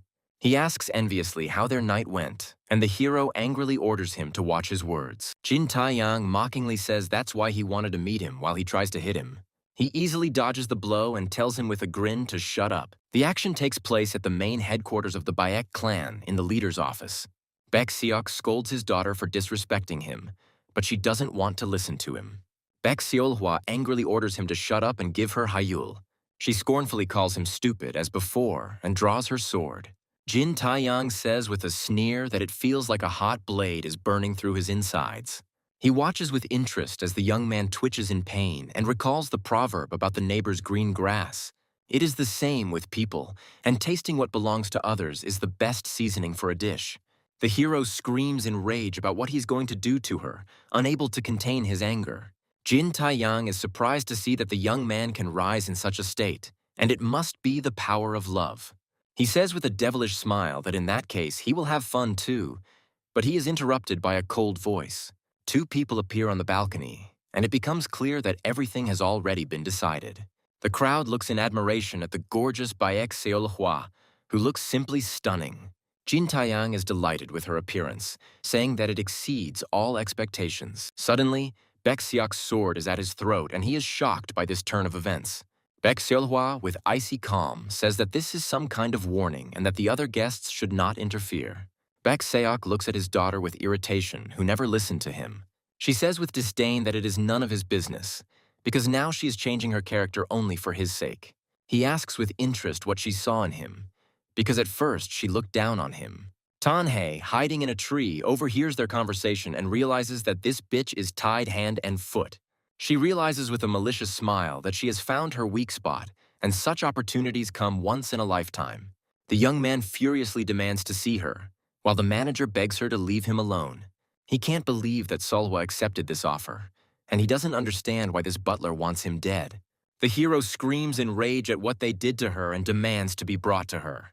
The manager mockingly asks where he gets such self-confidence from and suggests asking him everything. They took advantage of their proximity to lure her, and now her origin, wealth, and appearance are in their hands. He asks with disdain if he really thinks he can live up to her level in any way. The young man sits in the dungeon, thinking about the reinforced locks and guards at the doors. Baekseok says with cold calm that he has always been her weak spot. The young man decides to escape from captivity while he can still see Solwa. Suddenly, the door to his cell swings open and someone falls to the floor unconscious. Tanhei saves him, but he is perplexed as to how she always manages to end up locked up. The pink-haired girl confirms that she saw Seolhwa in the annex, and her words compel him to take action. She asks if he knows about Baek Seolhwa's weak points, since she looks like she's about to kill someone. The thought of his beloved's weak spot makes him run away, because he has created problems for her again. He has no choice and must do everything possible to protect her. He grabs Tana's hand, declaring that she is staying with him and returns to work. Right now, he just needs to see her, and he doesn't look like someone who wants to die. He bursts into the room calling for Solwa, but she is nowhere to be found. The young man notices that this is strange, but Tanhei does not understand what exactly is bothering him. She explains that in such a huge house, there is not a single guard, and it looks very much like a trap. He calls his beloved with relief, offering to get out of here, but her gaze is cold. Baek Seolhwa orders him to stay back, and he freezes in place, confused. He tries to calm her down, saying that everything is okay now because he is here. The hero tries to talk to her, but she pushes his hand away. Suddenly, the girl stabs him, and he is shocked by her betrayal. With cold calm, she announces that she is getting married tomorrow, and his world collapses. Jin Taeyang raves that it's amazing, and he waited all night, but it was worth it. He asks what he did to her, but the young man, blinded by rage, does not hear him. Jin Taeyang says with a devilish smile that tomorrow she will belong to someone else. The young man screams in rage at him to get his nasty little hands off her. He lunges at him, but Baek Seolhwa delivers a crushing blow. She reminds me with cold calm that she already told me that if you touch her without permission, it's the end for you. Tanhei watches what is happening with bewilderment, not understanding what the hell is going on here. She thinks that first they need to get out of here. But the washed-up homeless man dares to be familiar with her. Jin Taeyang mockingly asks if she's not embarrassed to drool over another woman. The pink-haired girl lunges at him in anger, but he catches her with ease. It turns out that this is the elder of the Sebabon family, Pang Yun, and tomorrow is a great day awaiting them. He says he has a lot of things to do, and he will deal with them in the evening. But Jin Taeyang is already busy. Baek Seolhwa, with icy calm, orders Tanha to know her place and not poke her nose into other people's business. Suddenly, the elder grabs the girl, and she is shocked by such impudence. They came here for the wedding, but they brought with them 100 nasty things. She sees a young man chained up in the corner and understands that this is even worse than those stupid handcuffs. Tanhei tries to console him, saying that Solwa probably only said that because she was threatened. He bitterly realizes that this is the whole problem, and it is all his fault again. He knows that Seolwa wouldn't leave him, and that's why her face looked so sad. He had to become stronger to protect her, but he was completely useless. Suddenly, he hears the voice of his beloved and cannot believe that this is not a dream. He realizes that this place is the old mountain behind the Baek family mansion, and he panics. In his visions, he sees little Solva begging him to leave because it is dangerous. The other one tries to stop him, reminding him that he can't even swim. He realizes that if she tries to save him, she will put herself in even greater danger. From the very beginning, there was no place for them in this world, and they were always just a burden to Seolwa. He cries out in despair that he will be on her side, even if he has to go against the whole world. The only place in the whole wide world where Solwa can smile sincerely.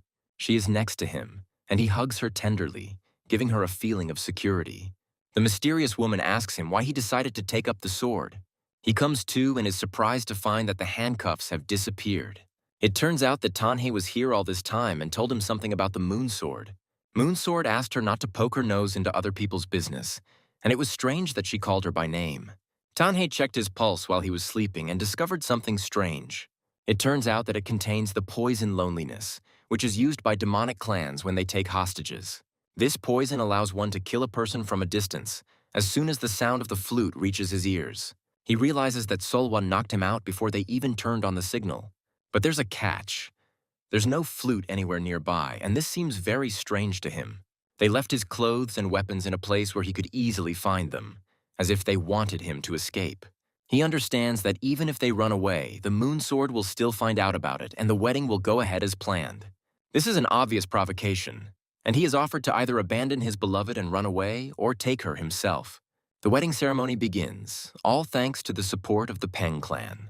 Jin Taiyang speaks with disdain about his nephew, who was born an only child and did not live up to high expectations. He warns Baek Seok that his daughter will suffer the same fate, but he doesn't seem to care. Baek Seok says with icy calm that it doesn't matter, and his hat falls to the ground. The atmosphere around him becomes ominous, and it becomes clear that he does not care about the fate of his own child. The young man decides that running away is not such a bad idea and prepares to escape. Tanhei doubts the success of their plan, especially since the poison of loneliness is still inside him. The hero asks her why she started practicing martial arts, and she looks away, embarrassed. The girl proudly declares that she did this in the name of the great Sichuan Tang clan and the pride of the family. She says with fury that there are things she will never back down from, even if it means death. The young man agrees with her with a smile, understanding her feelings. He promises to come for his beloved, asking her to wait a little. Baek Seolhwa is determined to kill all the bastards who put Hyul in danger. She calls them vile creatures, rotten to the core, and irritating trash. The girl vows to kill them all and find this flute, even if she has to die to do so. She decides to finish them off and return to Hyul, not wanting to wait any longer. Baek Seolhwa angrily repeats that she will kill them all, her eyes burning red. Suddenly, a young man appears and indignantly asks who she thinks she is, stealing someone else's bride. Jin Taiyang mockingly says that the entire villainous world should be ashamed of himself for being considered involved with it.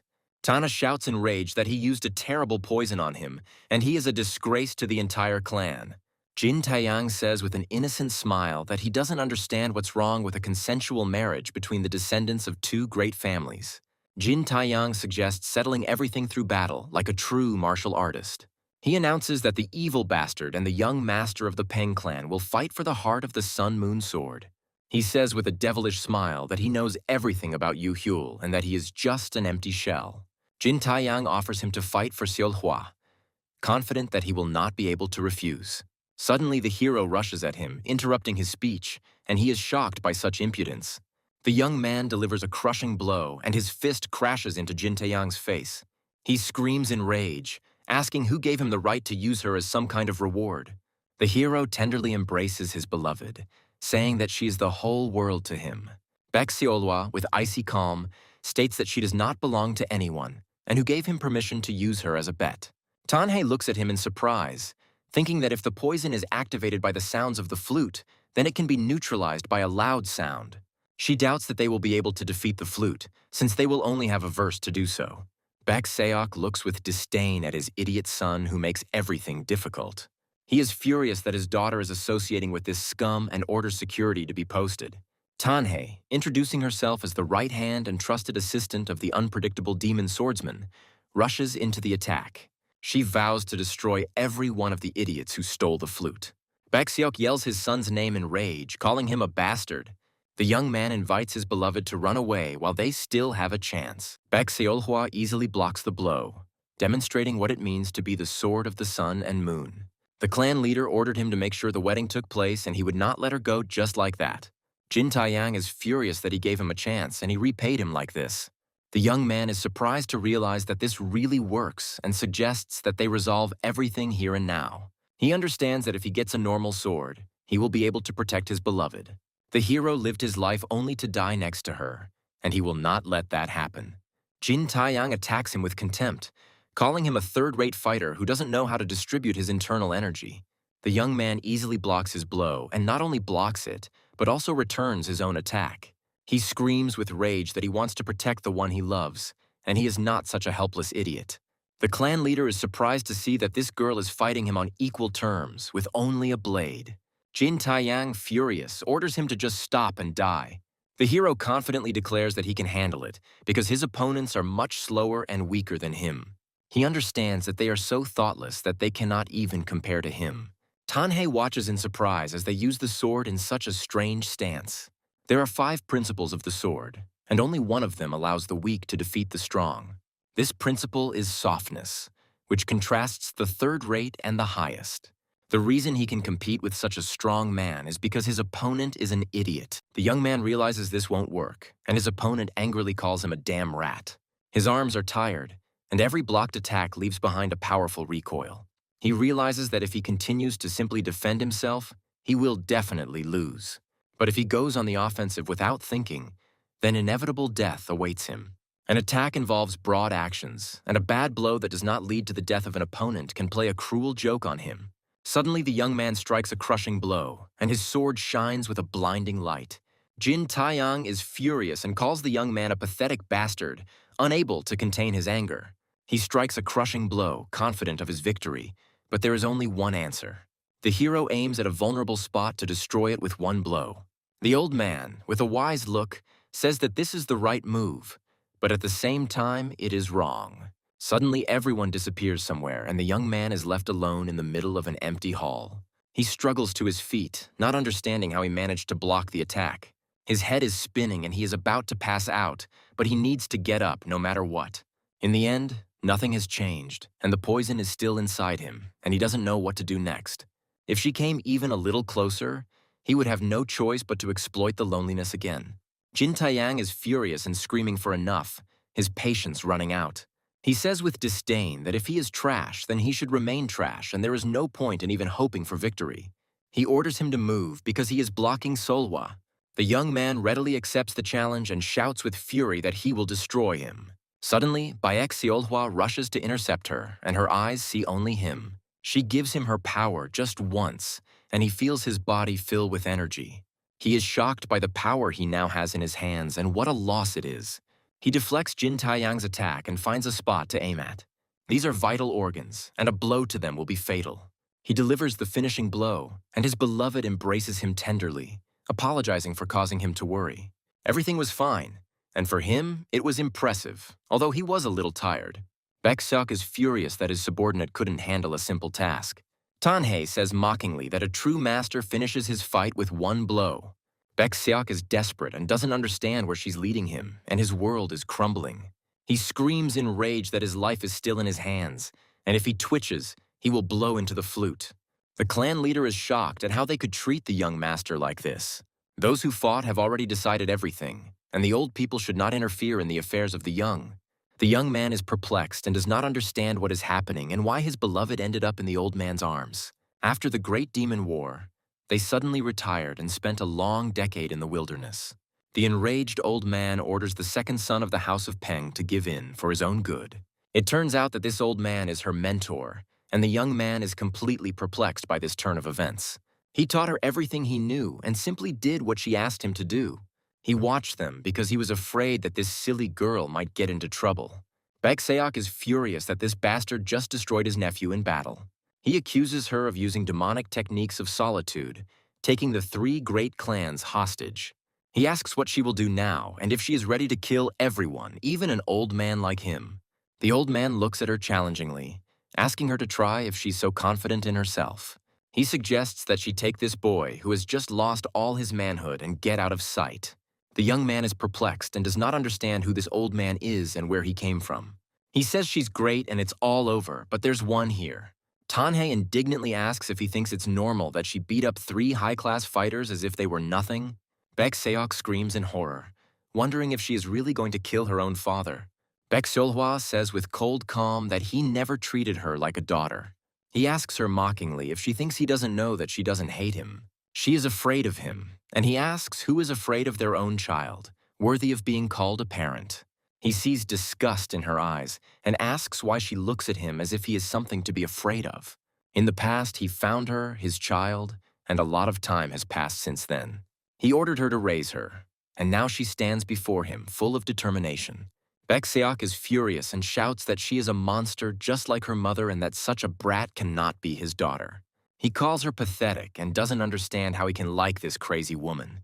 He orders her to die because a woman cannot be that strong. It is unnatural. He swings his sword at her, shouting that she is not his daughter. She is not even human. Jin Taeyang mockingly asks if he wants to kill the one who fed you the deadly poison himself. The young man proudly introduces himself as a nobody's son from the humble village of Pekso. Baek-seok is furious that he is muttering because his average income is 200 nyans a month. The hero declares with determination that he is not very rich, but will give his daughter everything he has. He respectfully asks for his daughter's hand in marriage, and Baek Seolhwa looks at him tenderly. They merge in a tender kiss, and an atmosphere of love and happiness hangs in the air. Tanhei mockingly says that there is no point in chopping your future relatives into pieces. Baekseok is perplexed and doesn't understand what kind of stupid coincidence this is and thinks he's hit the jackpot. The poisonous phoenix, with a devilish smile, asks the old man if he has heard of kidney stones. Baek Seolhwa looks at her lover tenderly, asking how she would feel about experiencing the pain of his birth. Life is suffering, a monk once told her, and it seems true to her.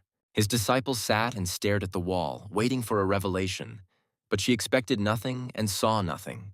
She could forget about the things that made her stomach turn, and that wasn't such a bad thing.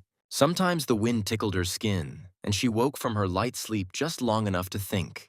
The sudden appearance of the young man with the ointment always awakened her from this state. He made her smile strangely, even though she had never done that before. He made her feel things she couldn't understand. The maid warns that there will be a little pinching, and all these things came together. In the end, something long forgotten was resurrected within her. They cloud her gaze and calm her distrust. If he makes her feel this way, she'll end it all. A moment's pain will end eternal suffering, no matter how you feel about me. He screams in horror, calling for Mrs. Soul, and rushes into the water after her. She could have ended all of this, but why even a simple look at his face? Makes her feel more than all this pain and unhappiness. He pulls her out of the water and asks her in despair why she tried to save him. She replies with cold calm that she likes him, and he can't believe it. He couldn't just stand there and watch and kept thinking about her. Love is just a word, but that word destroyed everything she knew about herself. Baek Seolhwa and Yoo Hyul wake up together, wishing each other good morning. Mentor Yang Chun introduces himself and explains that he hasn't taught for a long time. He advises the young man to rest, as he is still recovering from his injury. Suddenly, the old man slaps him, shouting, "Since when do students interrupt their teachers?" He decides to talk in order, while the young man is perplexed and does not understand what is happening. The poison of loneliness that he drank is successfully extracted, and the hero thanks him for his help. It turns out that when he checked the pulse, there was no poison in it anymore. The mentor doesn't know how this happened and can only guess. Internal QI energy is the only explanation, because the body's ability to cleanse itself of toxins is an indicator of the highest degree of mastery. He tells the boy not to get too excited, and his words leave the young man puzzled. It turns out his energy wasn't circulating at all, and it wasn't a matter of talent or body. His dantian is sealed by something extremely powerful, and he is horrified by this news. He remembers using his strength in that battle, and it helped him. The mentor explains that this seal is not simple, and he is not an expert to do anything with it. The hero is in despair that after all this, he thought he could finally be of use to her. He reproaches his mentor for saying that there is little he can do. Once upon a time, there lived a man in tattered clothes with a plain appearance, and he had to appear out of the blue for the head of the demon of the chaotic sword. Lately, there have been too many of these guys, and this place has turned into a real human cemetery. Baek Seolhwa coldly says that it could add to their budget and takes his clothes. The young man thanks his beloved, but she asks with a flirtatious smile if it's just words. Ever since Solwa came home, she has become more persistent. Tanhei is in despair that she has made the biggest mistake of all, and this is the greatest failure. She secretly carried away one dumpling at a time, which were intended for that old man. The pink-haired girl can't believe that the old man is the best under heaven, and it's not a joke. The thought of a fateful meeting makes the young man think about his life. He recalls rumors about the founder of the Chagall family, who was said to be able to control the wind. His seal carries its own will, and the strongest feeling in it is its foreignness. It is highly likely that this should be considered a martial art that has been cursed. The mentor hopes that the young man will find a real spellcaster and successfully solve his problem. He just wanted to make sure of the merits of the man that this wayward girl was following. An old man who left this mortal world long ago decides that it is time for him to return. Suddenly, an old woman bursts into the room, and the young man is shocked by her appearance. It turns out that it is the old woman Doko Yeon, and the old man orders her to quickly return to the nursing home. He said that they needed to find a man without a single clue, but the young man had no idea how to do this. There are so many he doesn't look for, and he doesn't understand why so many people are recklessly getting into fights. The guild leader asks with surprise if he is asking because he doesn't know. Suddenly, the same lady manager appears, and the young man greets her with joy. She wonders what they have been doing all this time and what kind of messenger this Murim is. The rotten and powerless officials, the righteous factions, and the Murim Union, all of them are just sucking the blood out of the common people. In these troubled times, they will once again restore justice and honor, guiding and protecting the common people. It turns out that there were lofty goals behind this, and not just a desire to make money. A cunning, chaotic sword demon attacked the Peng family of Habuk, one of the 5 great clans. The brave groom, the young gentleman, stood valiantly in his way, but the sudden attack came at the most unfortunate place. One cannot help but feel sad that the atrocities of the villains of the unrighteous faction have finally reached their limit. They say that the same chaotic sword demon lives right here in their village. People worry that he might harm them, but they are reassured that he has never appeared. One of the journalists is in a panic that a demon might come to him to forcibly hide the truth. Suddenly 3 people appear behind him and he points at them in horror. He tries to calm them down in a panic, but his life is on the line and he doesn't understand why he came now. He thinks that, given that he ordered food, although it could have been laced with poison, he didn't come to the Hao Brotherhood but simply to eat at the tavern. The guild leader believes that it is largely his fault, since he was afraid of the man even before anything happened. She says that it is her job after all and asks what he plans to do when he finds the Hao Brotherhood. The girl doesn't understand whether he is now planning to take revenge or something like that. Baek says with icy calm that the hands need to be cut off, and her words shock the audience. The young man with a devilish smile says that he will have to bake it well. He offers to bake it and then eat it, and his words horrify the girl. She screams in panic that she will die and be eaten, but he tries to calm her down. They find the Murim messenger and realize that they have found what they were looking for. The young man understands that if they have such an information network, then it will be easy for them to find rumors. False rumors have become commonplace, and bearing them is also commonplace. It seemed she had heard of the dragon priestess from the Chagall family. House Zhuge is the brains of the Marima Alliance, renowned for their strategies, formations, and spells. Their martial arts, which were primarily aimed at defense, were more reminiscent of self-defense. There were rumors in the martial arts world that the martial arts of the House of Zhuge were inferior to those of smaller schools. When other schools began to express doubts, the House of Zhuge made an official statement. Having received a divine artifact and a gifted genius, they acquired a special spell that allows them to develop martial arts. At this festival, they promised to share this power with other warriors. The very existence of such a convenient spell raises suspicions, and the fact that they are going to share it is generally hard to believe. Zhuge's house is now open to all, and crowds of people flock to its gates.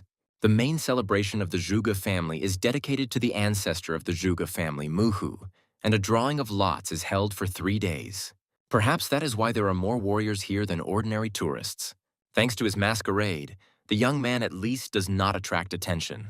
He hears talk about the young head of the Peng clan, who is said to have finally shown his fangs. The hero mockingly remarks that someone here is suffering from a migraine because of this minor chapter. His beloved asks him with concern if he is in pain and suggests that he rest. Suddenly, Cheonyun's mentor runs up to them, offering him a rest when he is having a hard time. The young man is shocked to be embraced by the elder of the Hwasan school. A visit to a friendly school festival is part of her busy schedule. The mentor reflects on the mysterious priestess and the rumored spell. She thinks that if this power is really so great, it can even reverse death. Evanda is horrified by her words, but she says with cold calm that this cannot be dealt with. Cheonyan says goodbye to them with a smile, saying that it was nice to meet them. She apologizes with a smile for her students who caused all this commotion. The mentor informs that a message has just arrived and that trouble will start here soon. There are only 36 people in such a crowd, and they definitely don't have a chance. She orders the Sun and Moon Sword to go with her to the clan leader. With a reputation like the Sun Moon Sword, meeting the priestess one-on-one is no problem. The girl looks anxiously at her lover, who will soon return, and she must wait for him. He hopes that he will be okay and that this Jiren guy doesn't hold a grudge against Seolhwa. There are a whole sea of people in line, and he notices a suspicious guy in a mask among them. He doesn't understand why this guy sat next to him again and asks him not to talk. In the end, only strength and achievements matter in this world. Everyone is simply intoxicated by the feeling of omnipotence that power gives. The mysterious stranger mockingly asks if this is why he came here. He admires those who become stronger. But for him, martial arts are just a stage. He has his sights set on something beyond this. And for that power and achievement, he is willing to do anything. He hopes that he spoke sincerely, and they walk silently through the crowd. The young man suspiciously asks who he is and whether he sells potions. The herald announces the arrival of the priestess, and the crowd erupts in cheers. The ceremony takes place in order of priority, and everyone eagerly awaits their moment. It is the young man's turn, but he understands that he will neither be able to stand up nor ask to examine his body. He looks with interest at the fragment of scale, which does not look like an ordinary stone. The hero introduces himself as Pen-ul from the village of Yukga-chan, and his appearance surprises the priestess. She is shocked by his impudence, and he enjoys her reaction with a devilish smile. Suddenly, the priestess falls into his arms, and he is at a loss to understand what is happening. He is panicked that it is happening again and doesn't know how to react. The servant screams in horror that something is wrong with the priestess, but the clan leader orders him to calm down. They apologize for taking him without explanation. It turns out it was just a slight dizziness, but the guards reacted too harshly. With a devilish smile, he offers her to examine his body as worthy compensation. The priestess is furious at his insolence, but he reminds her that he is cursed. She reluctantly hands him the mysterious box, telling him to take this instead of examining her. It turns out that this is an artifact, and the young man is shocked by such a generous gift. She strictly orders him not to lose this box under any circumstances and to handle it with extreme care. If he opens it before time, he will receive the most terrible curse. He is perplexed and does not understand why, with such luck, he received another curse. The girl looks at him reproachfully, not understanding how one can speak to Hyel in such a tone. Usually, if an artifact has a "don't do" inscription, it means that it will definitely happen. The mysterious blue-haired girl looks at them with disdain, reproaching them for not keeping an elementary condition. The young man panics and screams for his beloved to stand up for him, until she realizes what is happening. She turns to the young man, inviting them to love each other. It turns out her name is Zhuge Yeon, and she is the terrible mountain spirit from the terrible chest. Everyone is shocked that a person from Zhuge's house was hiding there, and the blue-haired girl screams in pain. She says with a flirtatious smile that she wants to try what love is. The hero panics and tries to explain that he already has a partner, but she doesn't understand what he means. She asks him to extend his finger, but he asks her to wait a second. The blue-haired girl tries to teach him the science of love, but he is horrified by her actions. A princess who runs away from a noble house is a cliché, of course, but it sounds plausible. This is the same man who was helped to escape by the dragon priestess herself. It would be better to spend the day with her as she wishes, and then the priestess will definitely be obliged to them. Baek Seolhwa is surprisingly calm because it concerns Hyul's treatment. She declares that she will be the only one who will be first with Hyul, and in everything else she is not against it if he wants it himself. The guild leader is confused and doesn't know whether to be surprised or not, but Solhwa's opinion is also important. The priestess and the young man go for a walk, and she asks what they will do first. She suggests that he practice breathing and internal energy management, but he is horrified by her suggestions. He doesn't understand why this priestess chose him, and she explains that his flame was beautiful. He feels like they'll be suspected of kidnapping or something again. The blue-haired girl watches the lion or dragon dance with delight and cannot contain her admiration. The young man panics and shouts for them to stop as they must not be seen. He tries to explain to the girl with blue hair that they can't show off. The merchant screams at her in horror, demanding the bill, and the hero, in despair, realizes that this is the end. He bitterly realizes that now he is just like a nanny. The blue-haired girl remembers coming here 10 years ago and what a wonderful time it was. The holiday lasts 3 days, and today is only the second, and the young man decides to spend one more day with her. Suddenly, a mysterious stranger appears, and her hopes for a quiet day are dashed. She is shocked that he heard their whispers at such an important moment. The stranger smiles and apologizes to the elder of the Zhuge house for disturbing him. He is furious that she smiles so disgustingly, and his patience is running out. The hero angrily shouts that she already said that she doesn't like him. He remembers her face, shining with a blush, and the darkness that whispers her name. He remembers her large and at the same time small palm in his hand. The guy is furious that everything has come to a standstill because of them, and he doesn't understand whether they are really a family or not. He decisively declares that whether she returns or not, only this girl will decide. The stranger says with disdain that he cannot be reached with words and orders that this guest be taught manners. Baek Seolhwa lunges at him with fury, her eyes burning red. Suddenly, people from the Zhuge family appear and everyone is shocked by their appearance. The elder is horrified that these impudent people dared to cause a commotion right in Zhuge's courtyard. A mysterious masked figure appears and orders that this commotion be stopped immediately. It turns out that this masked man is one of the 5 dragon pillars and the personal guard of Chief Zhuge. The strange dragon Zhuge Huo reports that the clan leader wishes to meet with the guests in person. He uses a rare martial art and is living proof that the dragon priestess has mastered her power. After he received the dragon's name in the tournament, he never appeared again. And for the Sun and Moon Sword, this is the first meeting. The guild leader is furious that instead of being careful, the young man meddled in other people's affairs and met with the clan leader himself. She believes that pathetic tricks won't work here, because this is the head of the Zhuge family, the brain of the entire Marima alliance. The head of the Zhuge family, Zhuge Gang, welcomes the valiant heroes with open arms. He thanks the young man for protecting their child and admires his excellent name. It turns out he's only been the head for 3 years, and his cheerfulness and happy disposition make everyone around him happy. The hero is grateful for the warm welcome, but he can't just let the girl go with such a frightened face. He furiously asks if they are sure it is really her family and what they have done to her. The guild leader is shocked that this brat doesn't mince his words at all. He mockingly asks if he thinks that since he showed hospitality, everything is permitted to him. He realizes that this is how it looked from the outside, and he feels awkward. He recalls that they wanted to live as a family, but it turned out like this. Zhuge Gang swears on the family's behalf that they will grant her freedom, and thanks Peng Ul for pointing out their mistakes. The guild leader is perplexed, because the heads of noble families are usually a bundle of pride.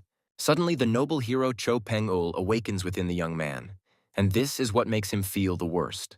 The guild leader is furious that he called himself a loyal knight, and now he is so protective and caring for this girl. It's more of a feeling of kinship when you're abandoned by people who called themselves family. The young man knows what it is like to be alone in this world, and that is why he could not turn away.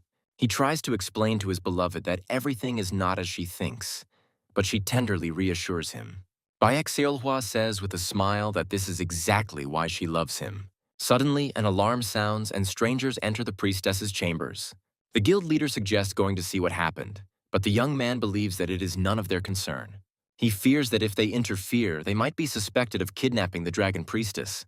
The clan leader is in a panic because the guests were woken up and tries to calm everyone down.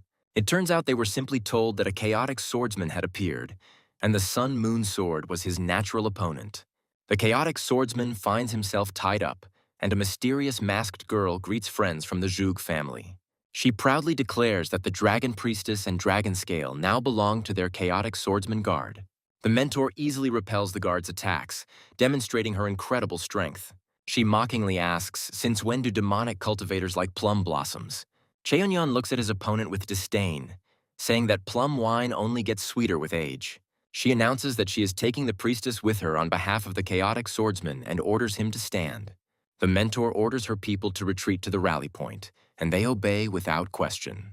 The heroes are shocked that this guy is a chaotic swordsman, and his gang are some kind of creatures.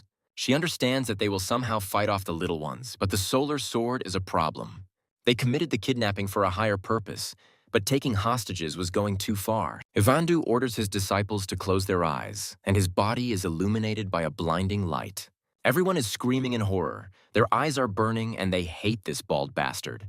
The teacher asks her boys for forgiveness and advises them to rinse their eyes with cold water. She proudly declares that everyone worked hard and the task was completed. Suddenly, a young man appears and asks what kind of task it was for which they stole someone else's identity. He is shocked that his new acquaintance endured the elders' Usunmyeon Cholgi. Cheonyeon apologizes, saying that they were just too eager to get that very same Moony magic.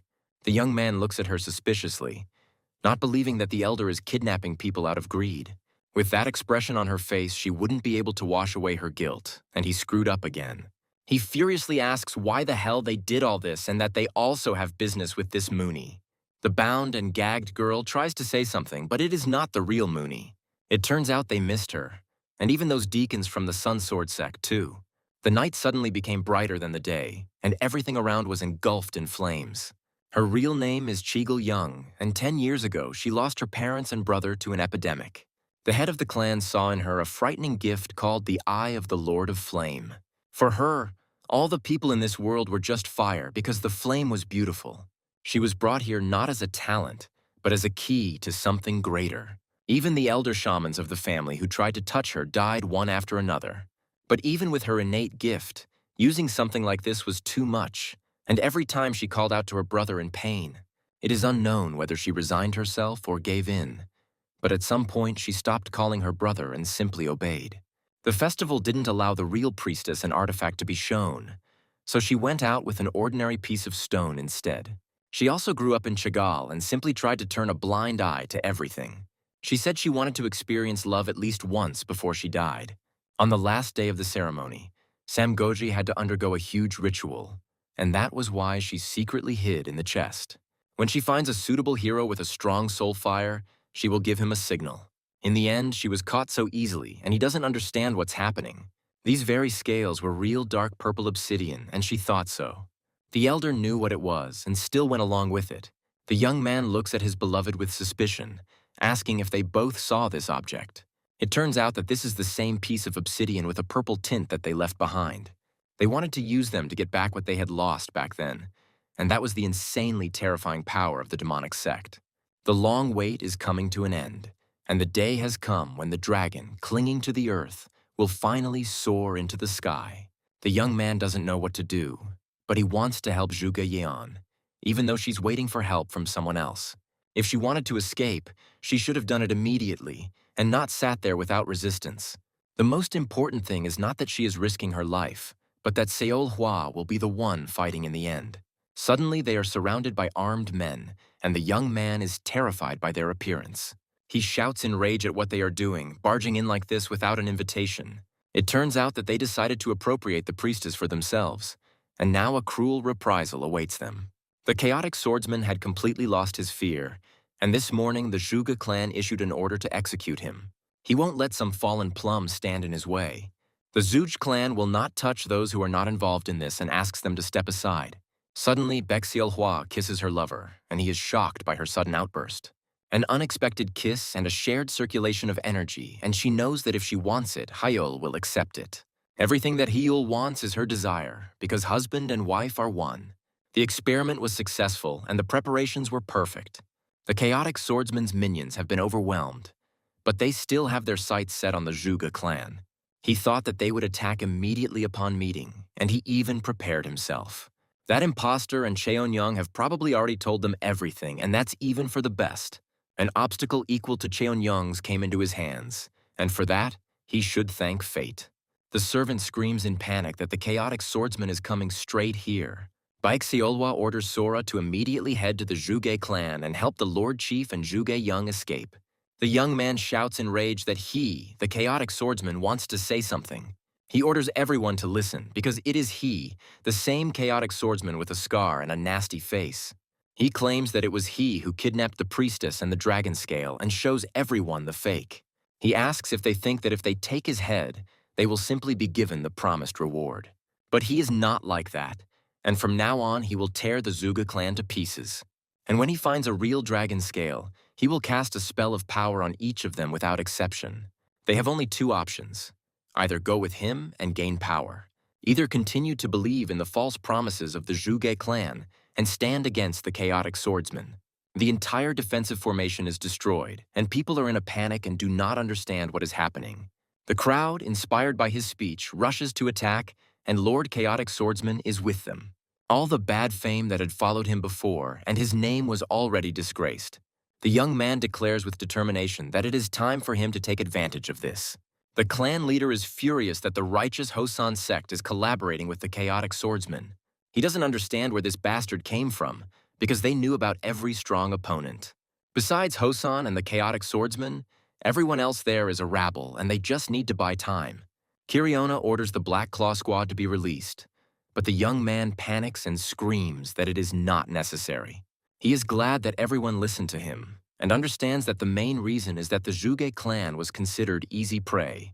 Suddenly, the personal detachment of the head of the Zhuge clan appears, and their appearance is terrifying. They warn the chaotic swordsman to remain vigilant, and this is the true form of the Zhuge clan's art. From this fragment of residual power, the heavenly demon sword was finally reborn. That day, the flame took everything, and just to grab that hand again, he is ready to do anything. His ugly face and anger will not allow him to go further, and he cannot come to terms with this. But for a warrior, sharpness is a good quality, and it is enough to just slightly direct the tip of his blade. He stands out among them.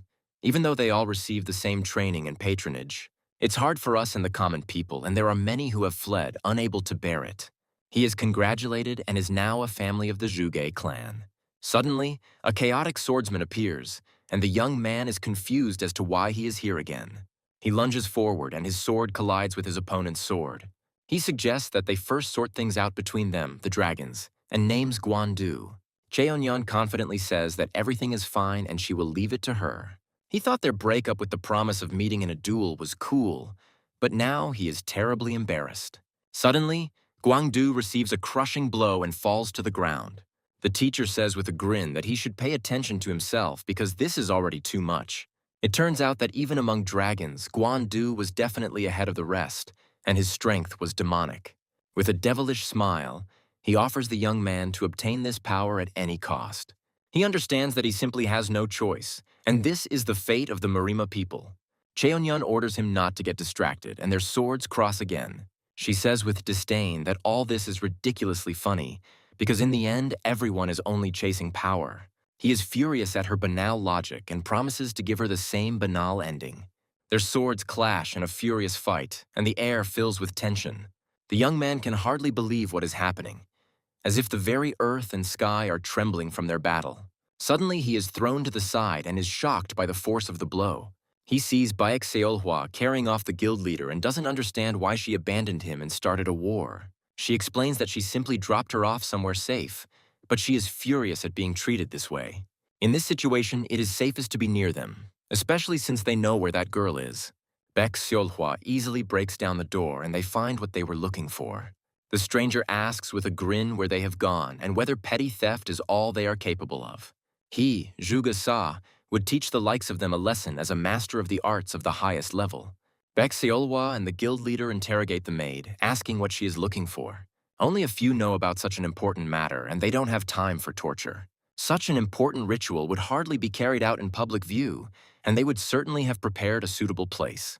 Baek Seolhwa thinks it's easier to go around everything herself, but she's warned about the Sai family's vast holdings. She believes that they would not write down such secrets in documents, and that she is just a traitor. Suddenly, the guild leader finds a record of the construction of 2 basements near the residence of the head of the family 10 years ago. They tried to cover their tracks, but there were several big holes in the accounting. Judging by the situation, we are talking about the construction of a top-secret basement. And now, when the head of the family devotes all his strength to protecting the ritual, this is their only chance. The guild leader doesn't know much about rituals, but she decided to check the most central point of the estate. The maid is shocked that she managed to check all the documents during this time. The guild leader looks at her with disdain, asking how she dares to talk to her like that. Now they know the approximate location, and Baek Seolhwa uses her power to find what they were looking for. She feels a faint but distinct energy beneath the head of the family's residence. She prepares to strike using the sun-moon sword technique. Chin's hour is the time to step out, and she unleashes all her power in one crushing blow. The head of the family fends off her attack with difficulty, not believing that she dared to do such a thing.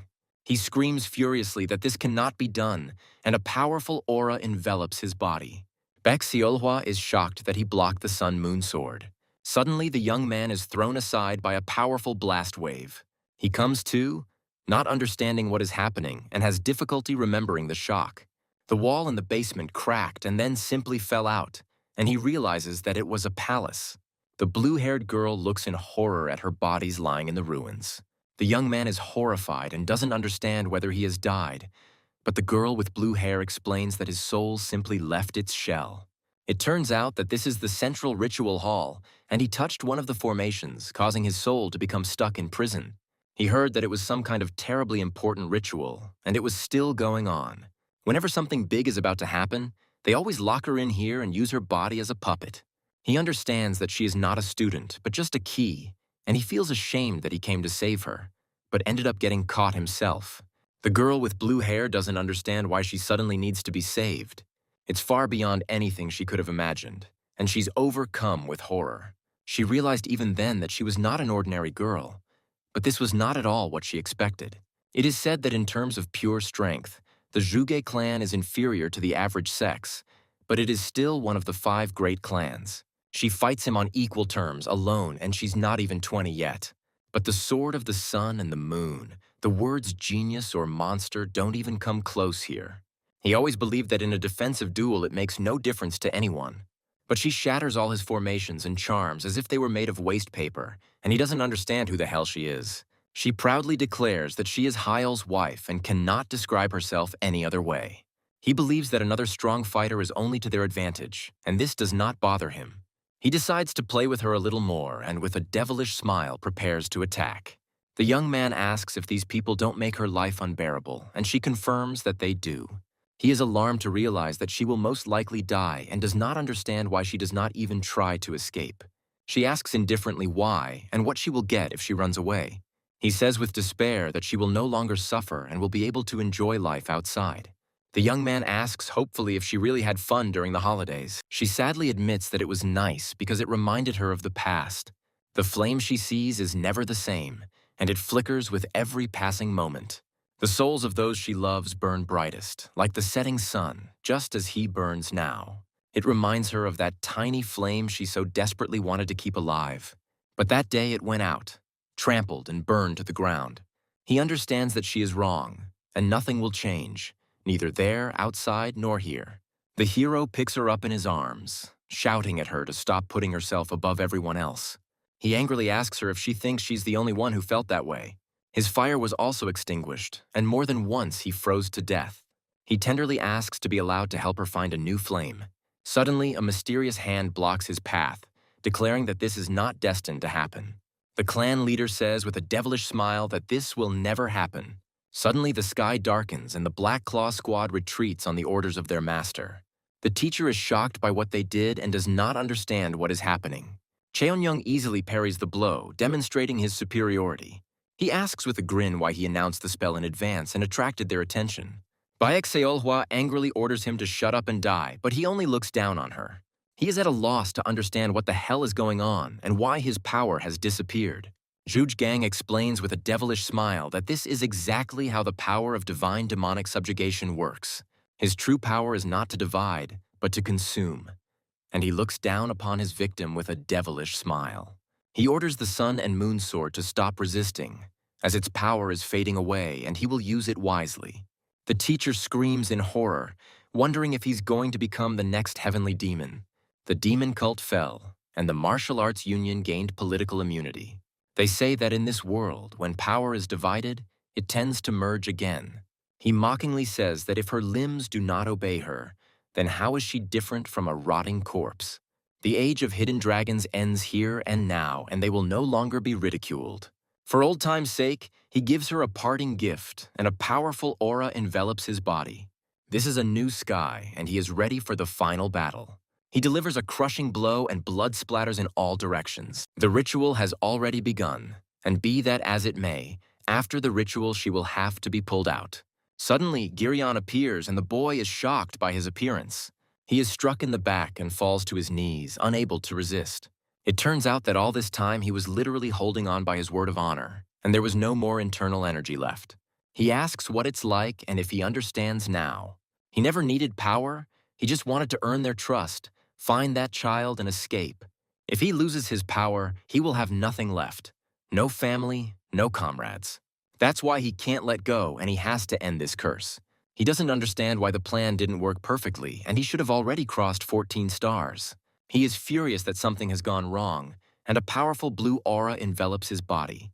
Baek Seolhwa screams in rage, asking if he stole this power.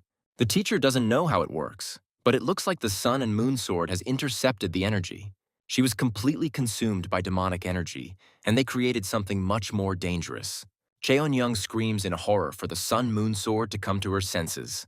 He was always the weak one, always the one who was saved. He knows that he doesn't feel a bit sorry, and that gives him strength. For their sake, for the sake of those who believe in him, he will overcome his enemy. He rushes into the attack, shouting that he cannot look away. She just stood and watched alone through the long night. She herself didn't notice how dawn began to rise behind her. He picks her up in his arms, and sunset is followed by dawn. The strength leaves him and he screams in despair, not understanding what is happening. He searches in panic for the Black Claw Squad, not understanding where everyone has gone. He doesn't understand how those two managed to interfere, since the barrier shouldn't have fallen in the first place. Baek Seolhwa easily deflects his attack, preventing him from escaping. He furiously orders the ritual to be restarted, because it is not too late. He orders that this bastard be brought back quickly, immediately. Cheon-yun looks at him with cold calm, tired of his old familiar antics. He screams in rage at what she is doing without seeing the bastard standing there.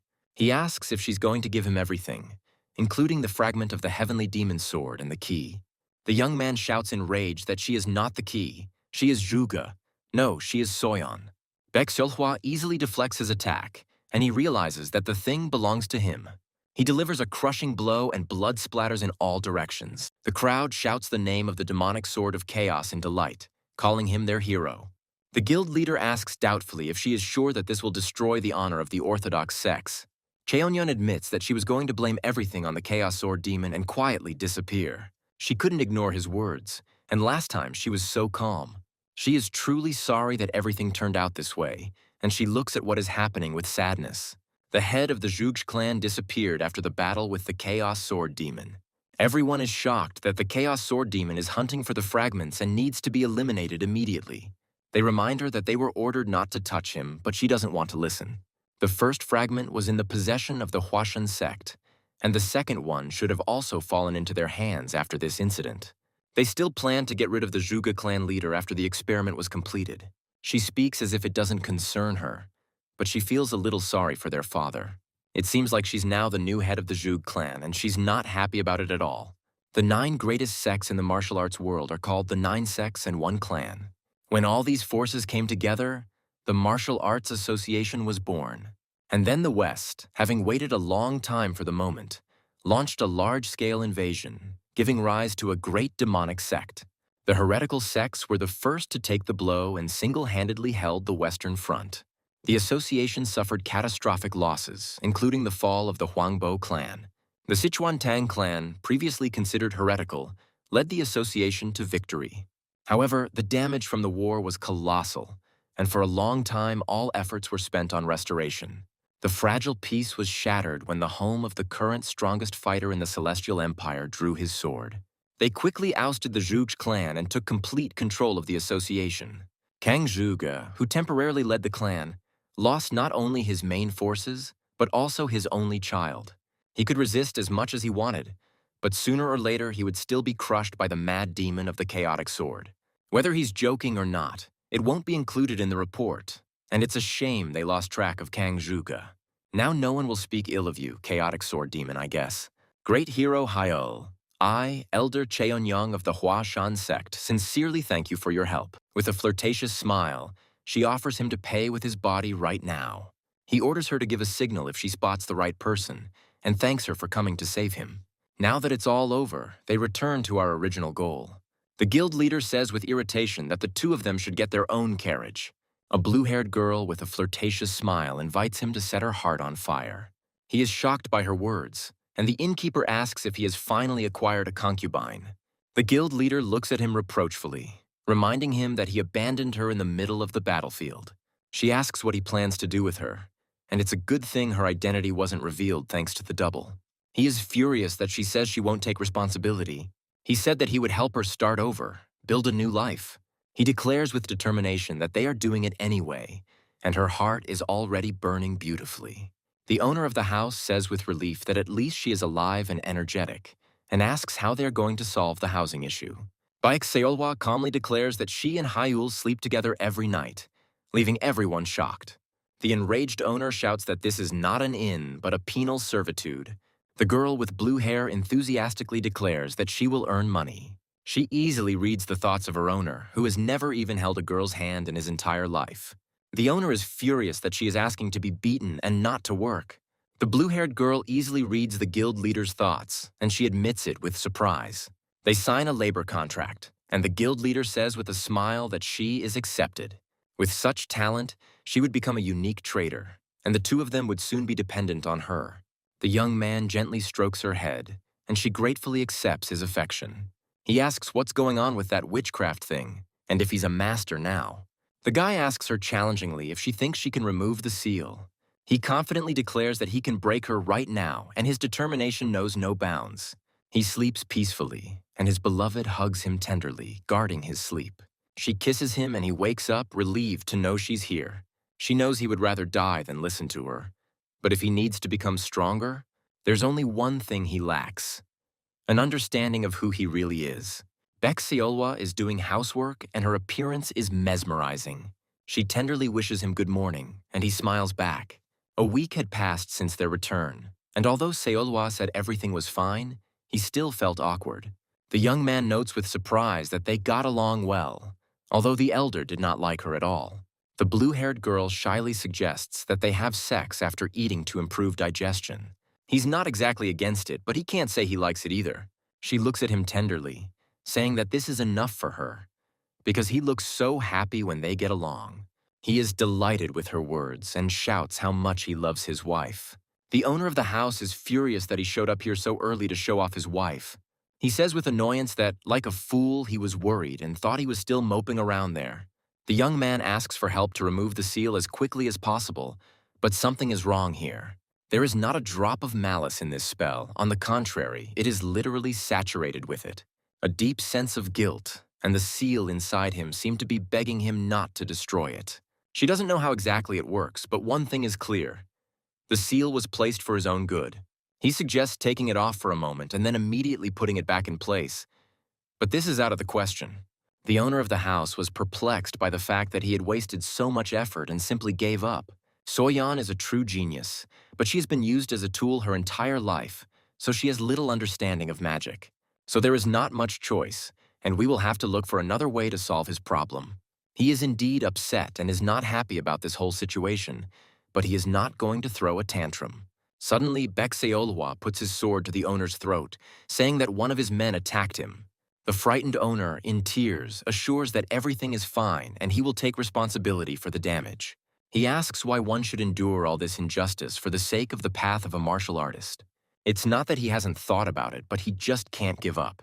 More than anything, he wants to become the one who can protect Seolwa. The owner of the house asks suspiciously if his teacher knows anything about this.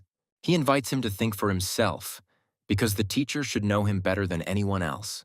He is shocked that his teacher could hide something important from him.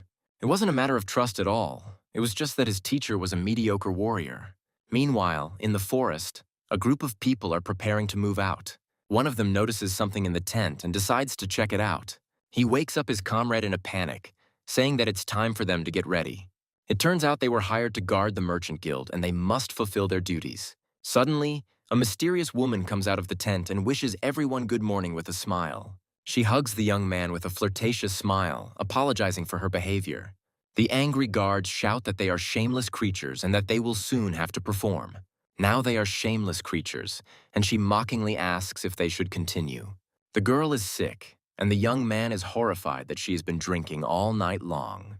She justifies herself by saying that there are things that can only be forgotten in wine. The Baek clan was wiped out during an attack by a bandit sect. He was just a skinny servant who couldn't even read. That year, he turned 14 and was already too old to begin training in martial arts. He was too young for real work and ended up as a regular worker in the merchant guild. For a whole year, he begged every hired guard to take him as an apprentice. The mysterious stranger smiles and says that he will take him in, and the young man is shocked by his words. From that day on, he is his disciple, and his gaze is full of determination. He pretends that he is about to die, but the teacher, with cold calm, tells him to die then. He asks him to be patient a little longer, but this smell is about to knock him over. Ms. Moonyan will be taking up the rear guard today, and he breathes a sigh of relief. They are entering the final stretch of their journey north, and this mountain ahead is their last obstacle. He believes in his Hao brothers, and meanwhile someone whispers in his ear. It turns out that this third-rate girl had been behaving so quietly all this time. Internal energy is what distinguishes a martial artist from an ordinary person. A third-rank fighter is essentially an ordinary trained person with an unawakened energy center. One can become a second-rank master only when energy begins to circulate throughout the body, granting strength. When you gain complete control over this energy, you enter the realm of superhuman possibilities. The mentor he finally found turned out to be a complete non-entity. just a third-rate girl. He tries to calm her down, telling her that she has no reason to be angry, but she is furious. She screams that everything he said is the absolute truth, and that is precisely why there is no need to get angry. He is ashamed to even raise his head, and all because of her, his teacher. She says mockingly that it is no wonder he is afraid to raise his head when such a wonderful mentor is nearby. He's sick of her and he's screaming at her to stop. She smells like she just threw up. Suddenly, the head of the trading guild appears, and everyone is shocked by his appearance. He explains that he spent the whole day at the inspection and decided to stretch his legs a little. The guild leader mockingly asks if they have heard that they are now in the territory of the Green Forest Bandits. The young man apologizes, saying that all they do is quarrel all the way.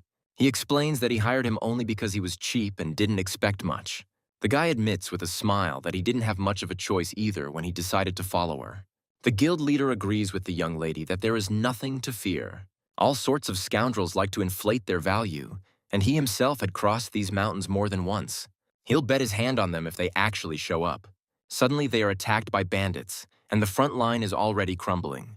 The young man screams in panic that they need help, but his teacher doesn't understand what he means. She coldly calmly declares that they are leaving here and grabs the head by the collar. He is perplexed and does not understand how she imagines this, because they are obliged to help them. He is furious that his teacher despises everything so much and asks if she has a conscience. She angrily screams that he will die before he can blink if he continues to yap like this. She asks what he's trying to achieve and reminds him that they're already here. It seems they have no other choice, and she draws her sword with determination. She ties him up, telling him there is no choice, and he is shocked by her actions. She explains that she would have run away long ago if it weren't for him. She says that if she were alone, she would have abandoned this caravan and left here long ago. He is horrified by her words, but she reminds him of the first rule. She says you have to avoid fights and put your life first, and that's the law. The young man asks in despair why they taught him to use a sword at all. The leader of the Union tries to calm everyone down, saying that the great hero Mayun is still fighting for them. He is confident that the hero has already dealt with the villains and is rushing to their aid. Suddenly, Mayun appears and everyone looks at him with hope, believing that he will save them. It turns out that he was also captured, and he notes with irony that for a merchant, he is too quick to jump to conclusions. The head of the Union is horrified that such a monster has appeared here and asks the great hero for forgiveness. The whole gang is already assembled, and the mysterious woman greets them with a smile. She turns out to be one of the outcast 8 of the Green Forest, and the leader of the Union is shocked by what she's doing here. She says with a grin that she rarely gets involved in such skirmishes, but this time unforeseen circumstances arose. It turns out she's deeply in debt from gambling, and there's nothing unexpected about that. The head of the Union begs them to take all the goods and all the money just to spare them. The girl looks at him with contempt, saying that it is already hers. She checked their cargo, and it was clearly not enough to cover her debts. She declares with a devilish smile that she will sell them all to a slave trader tomorrow. Everyone is horrified by her words, not believing that they will be sold into slavery. They cry out in despair that they cannot be sold into slavery because what will happen to their families? She decides to wait for the right moment, when the time comes, and she will get at least the 2 of them out of here. She has something to say, and she suggests that they go straight to the Merchant Guild and demand ransom for the people. This way, they will get more profit and everyone will be able to reunite with their families. She asks him with a grin who he is, and the young man introduces himself as Hyul Yu, a student of a martial arts master. The mysterious woman smiles and says that she has something for Hyul Yu too. She admits with a devilish grin that she adores people like him, selfless and brave. He receives a crushing blow and falls to his knees, unable to resist. She looks at him with disdain, saying that she needs to seriously pull herself together. She decides that this is all, because they are still goods after all. The guild leader is horrified that he was captured, but the young man assures him that he is fine. He proudly shows off the key he managed to steal, and everyone is shocked by his courage. They owe the young hero a huge debt of gratitude and need to get out of here before they're spotted. The door opens and they rush to freedom while they have the chance. The young man urges his teacher, urging her to run while she has the chance. She says mockingly that that first-class warrior might have suspected something. Actually, she really was going to sell them this time, but this kid managed to hook her. She wonders with interest what kind of faces they will make when they realize how they were fooled. Suddenly, a mysterious woman attacks her from behind, and she doesn't have time to react. She is horrified that she didn't even notice her approach and doesn't understand who she is. Even now, she doesn't feel her presence at all, and this frightens her. The teacher asks why she taught him how to use a sword at all, and he doesn't understand where she's going with this. She kisses him tenderly, apologizing that she just needed to get her sword. She orders them to leave here before they are caught, and he looks after her, embarrassed. She promises him never to do that again and never to leave him to die. A mysterious girl with pink hair with a menacing look declares that she has a job for him. She points a finger at him with disdain, calling him someone who can barely make ends meet. She asks how long he will toil for a stranger and whether he wants the same fate for his children. She knows the perfect place for him, where a real breakthrough awaits him. She invites him to go to the casino and take his own house and land. She encourages everyone to cultivate their lands on their own estates, because this is the opportunity of a lifetime. Meet the poisonous phoenix Danhei, and the crowd erupts in cheers. The security guard regretfully informs them that they do not accept anyone under 20. Suddenly, a mysterious beauty arrives, and her appearance causes everyone to be delighted. The security guard, with a lustful smile, says that the more people, the better, and the main thing is to keep an eye on that woman. The girls look around with delight, feeling the smell of money in the air. They check their military funds, and it turns out that one of them even received an advance. The first thing they decide to do is mortgage the property. It turns out it's a mortgage on real estate, and the girl with blue hair is shocked by this. She clutches the mortgage deed for the Penwall Inn with a devilish smile. There is a saying in the Great Tang clan, repay kindness with kindness and repay an insult tenfold. In other words, you first need to win in order to get even for all the good and bad. She hugs her friend tenderly, saying that with their strength, they are invincible. No one dares to stand in her way, and she watches what is happening with delight. Suddenly, a young man appears and she screams in horror, asking what he is doing here. The young man says he is here for security reasons while his beloved changes her clothes. The pink-haired girl is furious that she is not allowed to go because she is old enough to spend time with her friends. She blushes embarrassedly at his question and declares that if it weren't for training, she would already be married. He notes with irony that most of them get married before they're 20 and decides to leave them alone. Tanhei orders them to behave decently and not get into trouble, but it is her presence that frightens him the most. She realizes with horror that if he is here, then the sword of the sun and moon is also somewhere nearby. The girl with blue hair doesn't understand what the problem is because she has her gift. Tanhei, with a devilish smile, says that there is no need to worry. She will sort everything out. She reminds her friend that there is only one thing she needs to remember. The pink-haired girl bets confidently and must have a great hand. She orders to watch what she does because when the enemy shows a weak spot, you need to act. Tanhei accepts the bet and goes all in, and her opponent is shocked by such impudence. He is horrified that she only has 3 points and cannot believe his failure. It turns out she only has 1 point, and she celebrates her victory with delight. The blue-haired girl apologizes for not knowing the rules, but Tanhei says she did everything right. It's all the fault of that crazy swordsman, and she's furious that nothing but failure is following her. Ever since she met him, nothing but failure has haunted her, and her friend notices that she is simply looking for someone to blame. Suddenly, a mysterious figure in a red hood appears and offers her a round. She is furious that they don't have a single coin, but the stranger doesn't ask for their money. He declares with a devilish smile that they will bet their lives on it, but she scornfully refuses. The pink-haired girl says with disdain that who would think of risking their life? It's stupid. The casino manager, Chang Mu, flatteringly says that he is just a walking army. He thanks her for agreeing to leave her weapon with them. Suddenly, Baek Xiaohua appears in a revealing outfit, and the young man is shocked by her appearance. He shouts in rage at what he dressed up as someone else's wife, but it turns out to be a misunderstanding. She says with surprise that she definitely left a guard's uniform here, and not this traditional performance costume. As soon as she saw this outfit, she immediately knew that she wanted to seduce him in it. She asks him with a flirtatious smile how he likes her, and he, embarrassed, admits that he likes her. Suddenly, the manager gets hit in the eye and screams in horror from pain.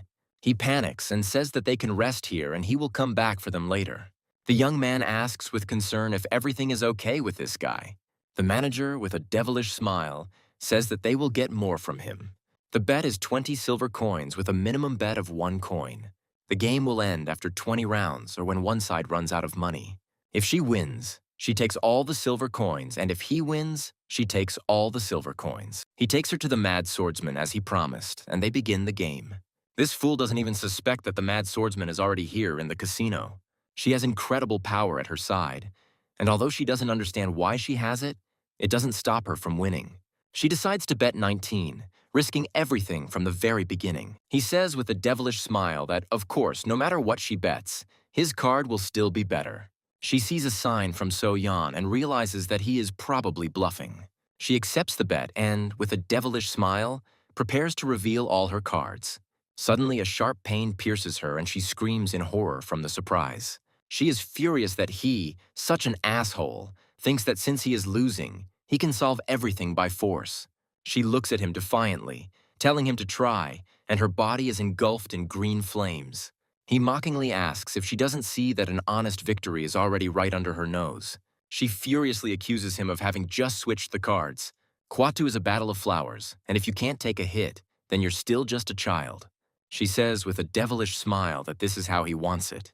There is some commotion outside, and the young man decides to go and check what happened. He hears something go bang and realizes he was told not to go out, but he has to check. He sees people running in panic and is horrified that they are playing Huatu. A real battle is unfolding on the roof, and everything around is shaking from powerful blows. She summons Secret Royal Inspector as an attack, and they charge the cards with energy.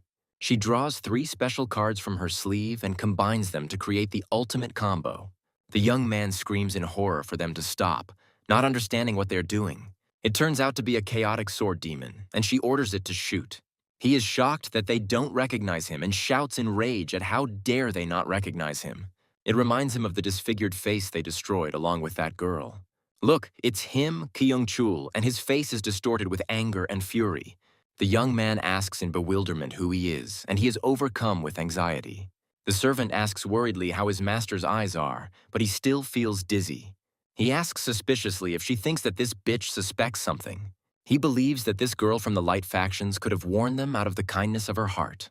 He orders them to act strictly according to the plan, because he saw this bastard hanging around near their shop. In the past, he would shout in rage that whatever the reason, it was too much. He is desperate because if it weren't for that scumbag Hyul Yu, he wouldn't be in such a shitty situation. He plans to use their connection to force these wicked bastards at each other's throats. He will finish off the exhausted survivor and rake in a fat jackpot for their heads.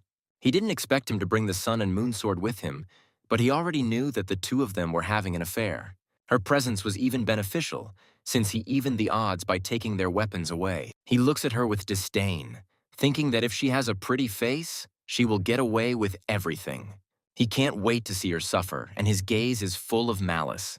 He is perplexed by the fact that that same Kyung-chul ran away and does not understand what happened. Those who hurt others always pretend that nothing happened and calmly forget about it. He still sees them, and when he closes his eyes, he is overcome with horror.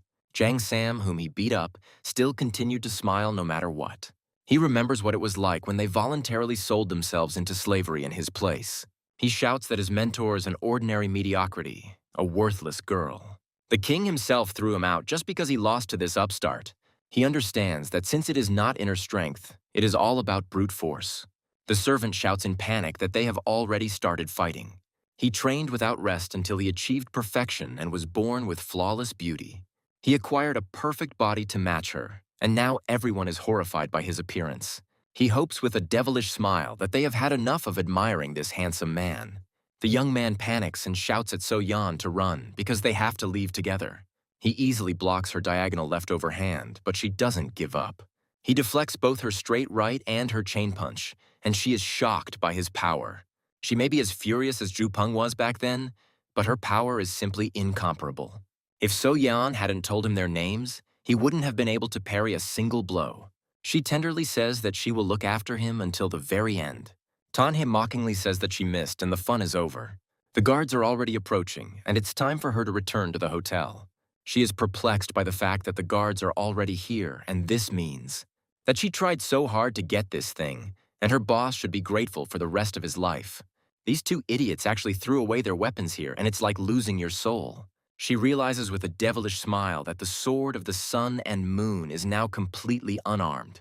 She threatens that she will soon catch him and she will fix it for him. So far, he's been doing a pretty good job of dodging, but he hasn't attacked her even once. He can't defeat her, and now he must accept his fate. Shouldn't a swordsman have a few tricks up his sleeve to get out of a jam? He's panicking because he might have figured out their plan and is just gathering his strength.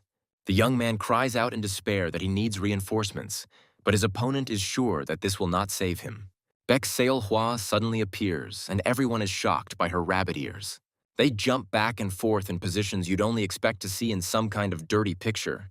He holds her in his arms with difficulty, asking if he has to hold her like this. She is furious that he dares to hide his inner energy and dodge her attacks. He's screaming at the top of his lungs, asking if she can see. The casino manager is shocked by what is happening, not understanding why the gentleman is in the clouds. They'll destroy our entire casino while they're running, and if they don't stop, they'll cost a pretty penny. It turns out that he is running around the hall without even using his internal energy and is using the guest as a shield.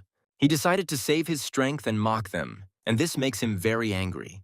He orders that everyone be mobilized immediately and that he be ensured that he does not escape. We need to do everything possible to ensure that they wear each other out in this fight.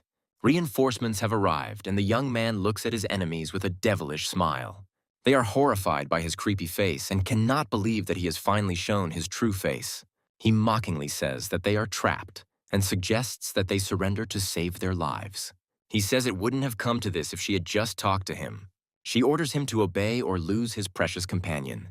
He is at a loss to understand what they are doing now and what she has been muttering from the very beginning. What difference does it make if a few more small fry get involved?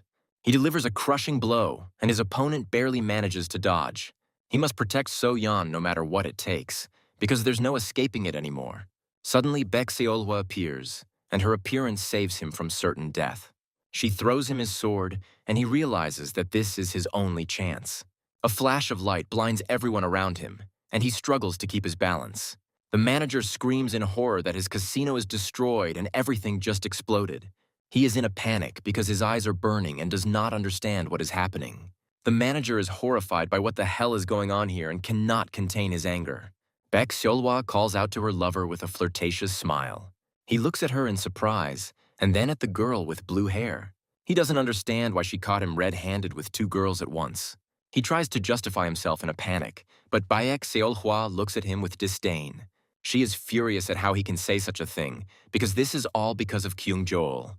He doesn't understand what she's talking about, but her face has literally become a sheath for a sword. He is relieved to realize that she is okay and hugs her tenderly. He decides to hell with it all, and it's time to put an end to the culprit of all this chaos. He decides to report what happened to his master, and silence reigns in the hall. He is horrified that Dan-hae did all this and cannot believe her betrayal. It turns out that the warehouse was attacked, and all of their people who were in ambush were also killed. Everyone is horrified that everything has gone wrong because of this damned crazy sword demon. The casino manager flatteringly says that it must be some kind of misunderstanding. The young man shouts with delight that finally someone understands him. He insists that they didn't mean any harm and that they started all this themselves. He menacingly reminds about the bills for treatment and salaries for the staff. He thought he would be angry, but he gave him a huge bonus for their troubles. He found out that there was a reward on the woman's head, and now luck was on his side. He has a better idea and looks at his victim with a devilish smile. She was a little worried when he suddenly disappeared. And now she was here. The world is harsh these days, and in the world of martial arts, an ordinary person without ingenuity and the ability to run away in time will get nowhere. The blue-haired girl asks for another cup of green tea, although she doesn't seem to care much. They greet the dragon priestess, Lady So-yeon, with delight and are glad to see her in good health. She was beside herself when she suddenly asked for an advance and rushed straight to the gambling house. Judging by her reaction, she had no bad intentions, and her intuition turned out to be very useful. Lately, she had started to enjoy traveling, and that previous encounter with the mad sword demon had helped her a lot. She apologizes, saying that it was an exceptional case and she was only acting as his protector. The mad sword demon has been imprisoned and everyone is shocked by the news. The head of the council is the one who carries the will of heaven and bestows it upon everyone around him. He is the one who serves faithfully day and night in the province granted by His Majesty. Before answering, he says that he is the father of all the people who are under his protection. The young man, with a polite smile, asks permission to rise and is thanked for saving him. He doesn't understand what monstrous thing could have been forgotten in this remote province. Tanhei shouts with delight that they have come for the reward, and her eyes are shining with excitement. She is furious that this good-for-nothing has not yet given the reward to these great heroes. The pink-haired girl points to the boy, saying that she is talking about the reward for him. She proudly claims to have captured the chaotic sword demon, but no one believes her. She reveals that he has been captured and orders him to report to the martial arts union immediately. Tang He, nicknamed Phoenix, from the great Tang clan of Sichuan, is the future strongest in the world, an incomparable beauty and the greatest genius. The young man asks ironically if she would like to receive a reward for him. She offers to say that she caught him and take him to the council, but he reminds her that his reward was not set by the magistrate but by the Murim Union. There is a branch of the union in Shanxi, and it will take 2 weeks for them to receive news and come for him. And then she'll show up in a mask, burst in and pull him out, and voila, easy money. He looks at her in bewilderment, not understanding where she gets such brilliant ideas from. He states with determination that this is a scam and he will not go along with it. The pink-haired girl is furious that he keeps saying the same thing every single day. She claims that this is not a scam, but a legitimate compensation. He looks at his companions in surprise and does not understand what is happening here. She asks what he is doing here with it, and he replies that Hyul will be here for 2 weeks. She demands round-the-clock visits for the next 14 days, and her words come as a shock. He can't believe that she fell for this girl's sweet talk, and he's ashamed of himself. The young man realizes with annoyance that he gave in to her pressure and allowed himself to be fooled. In a sense, this is the Murim's doing, and since the Murim Union is also partly to blame, it has nothing more to say. She confidently says that there is no need to worry, because we are talking about the poisonous phoenix Dan He. Baek Seolhwa angrily declares that if he screws up this time, she will personally drive his head into the ground. Tanhei looks at them with contempt, not understanding what they are afraid of here. This isn't the headquarters of the Murim Alliance, and at best, they'll send a couple of righteous men to help. Suddenly, a mysterious stranger appears and everyone is shocked by his appearance. She confidently states that whoever shows up there will be a bunch of weaklings.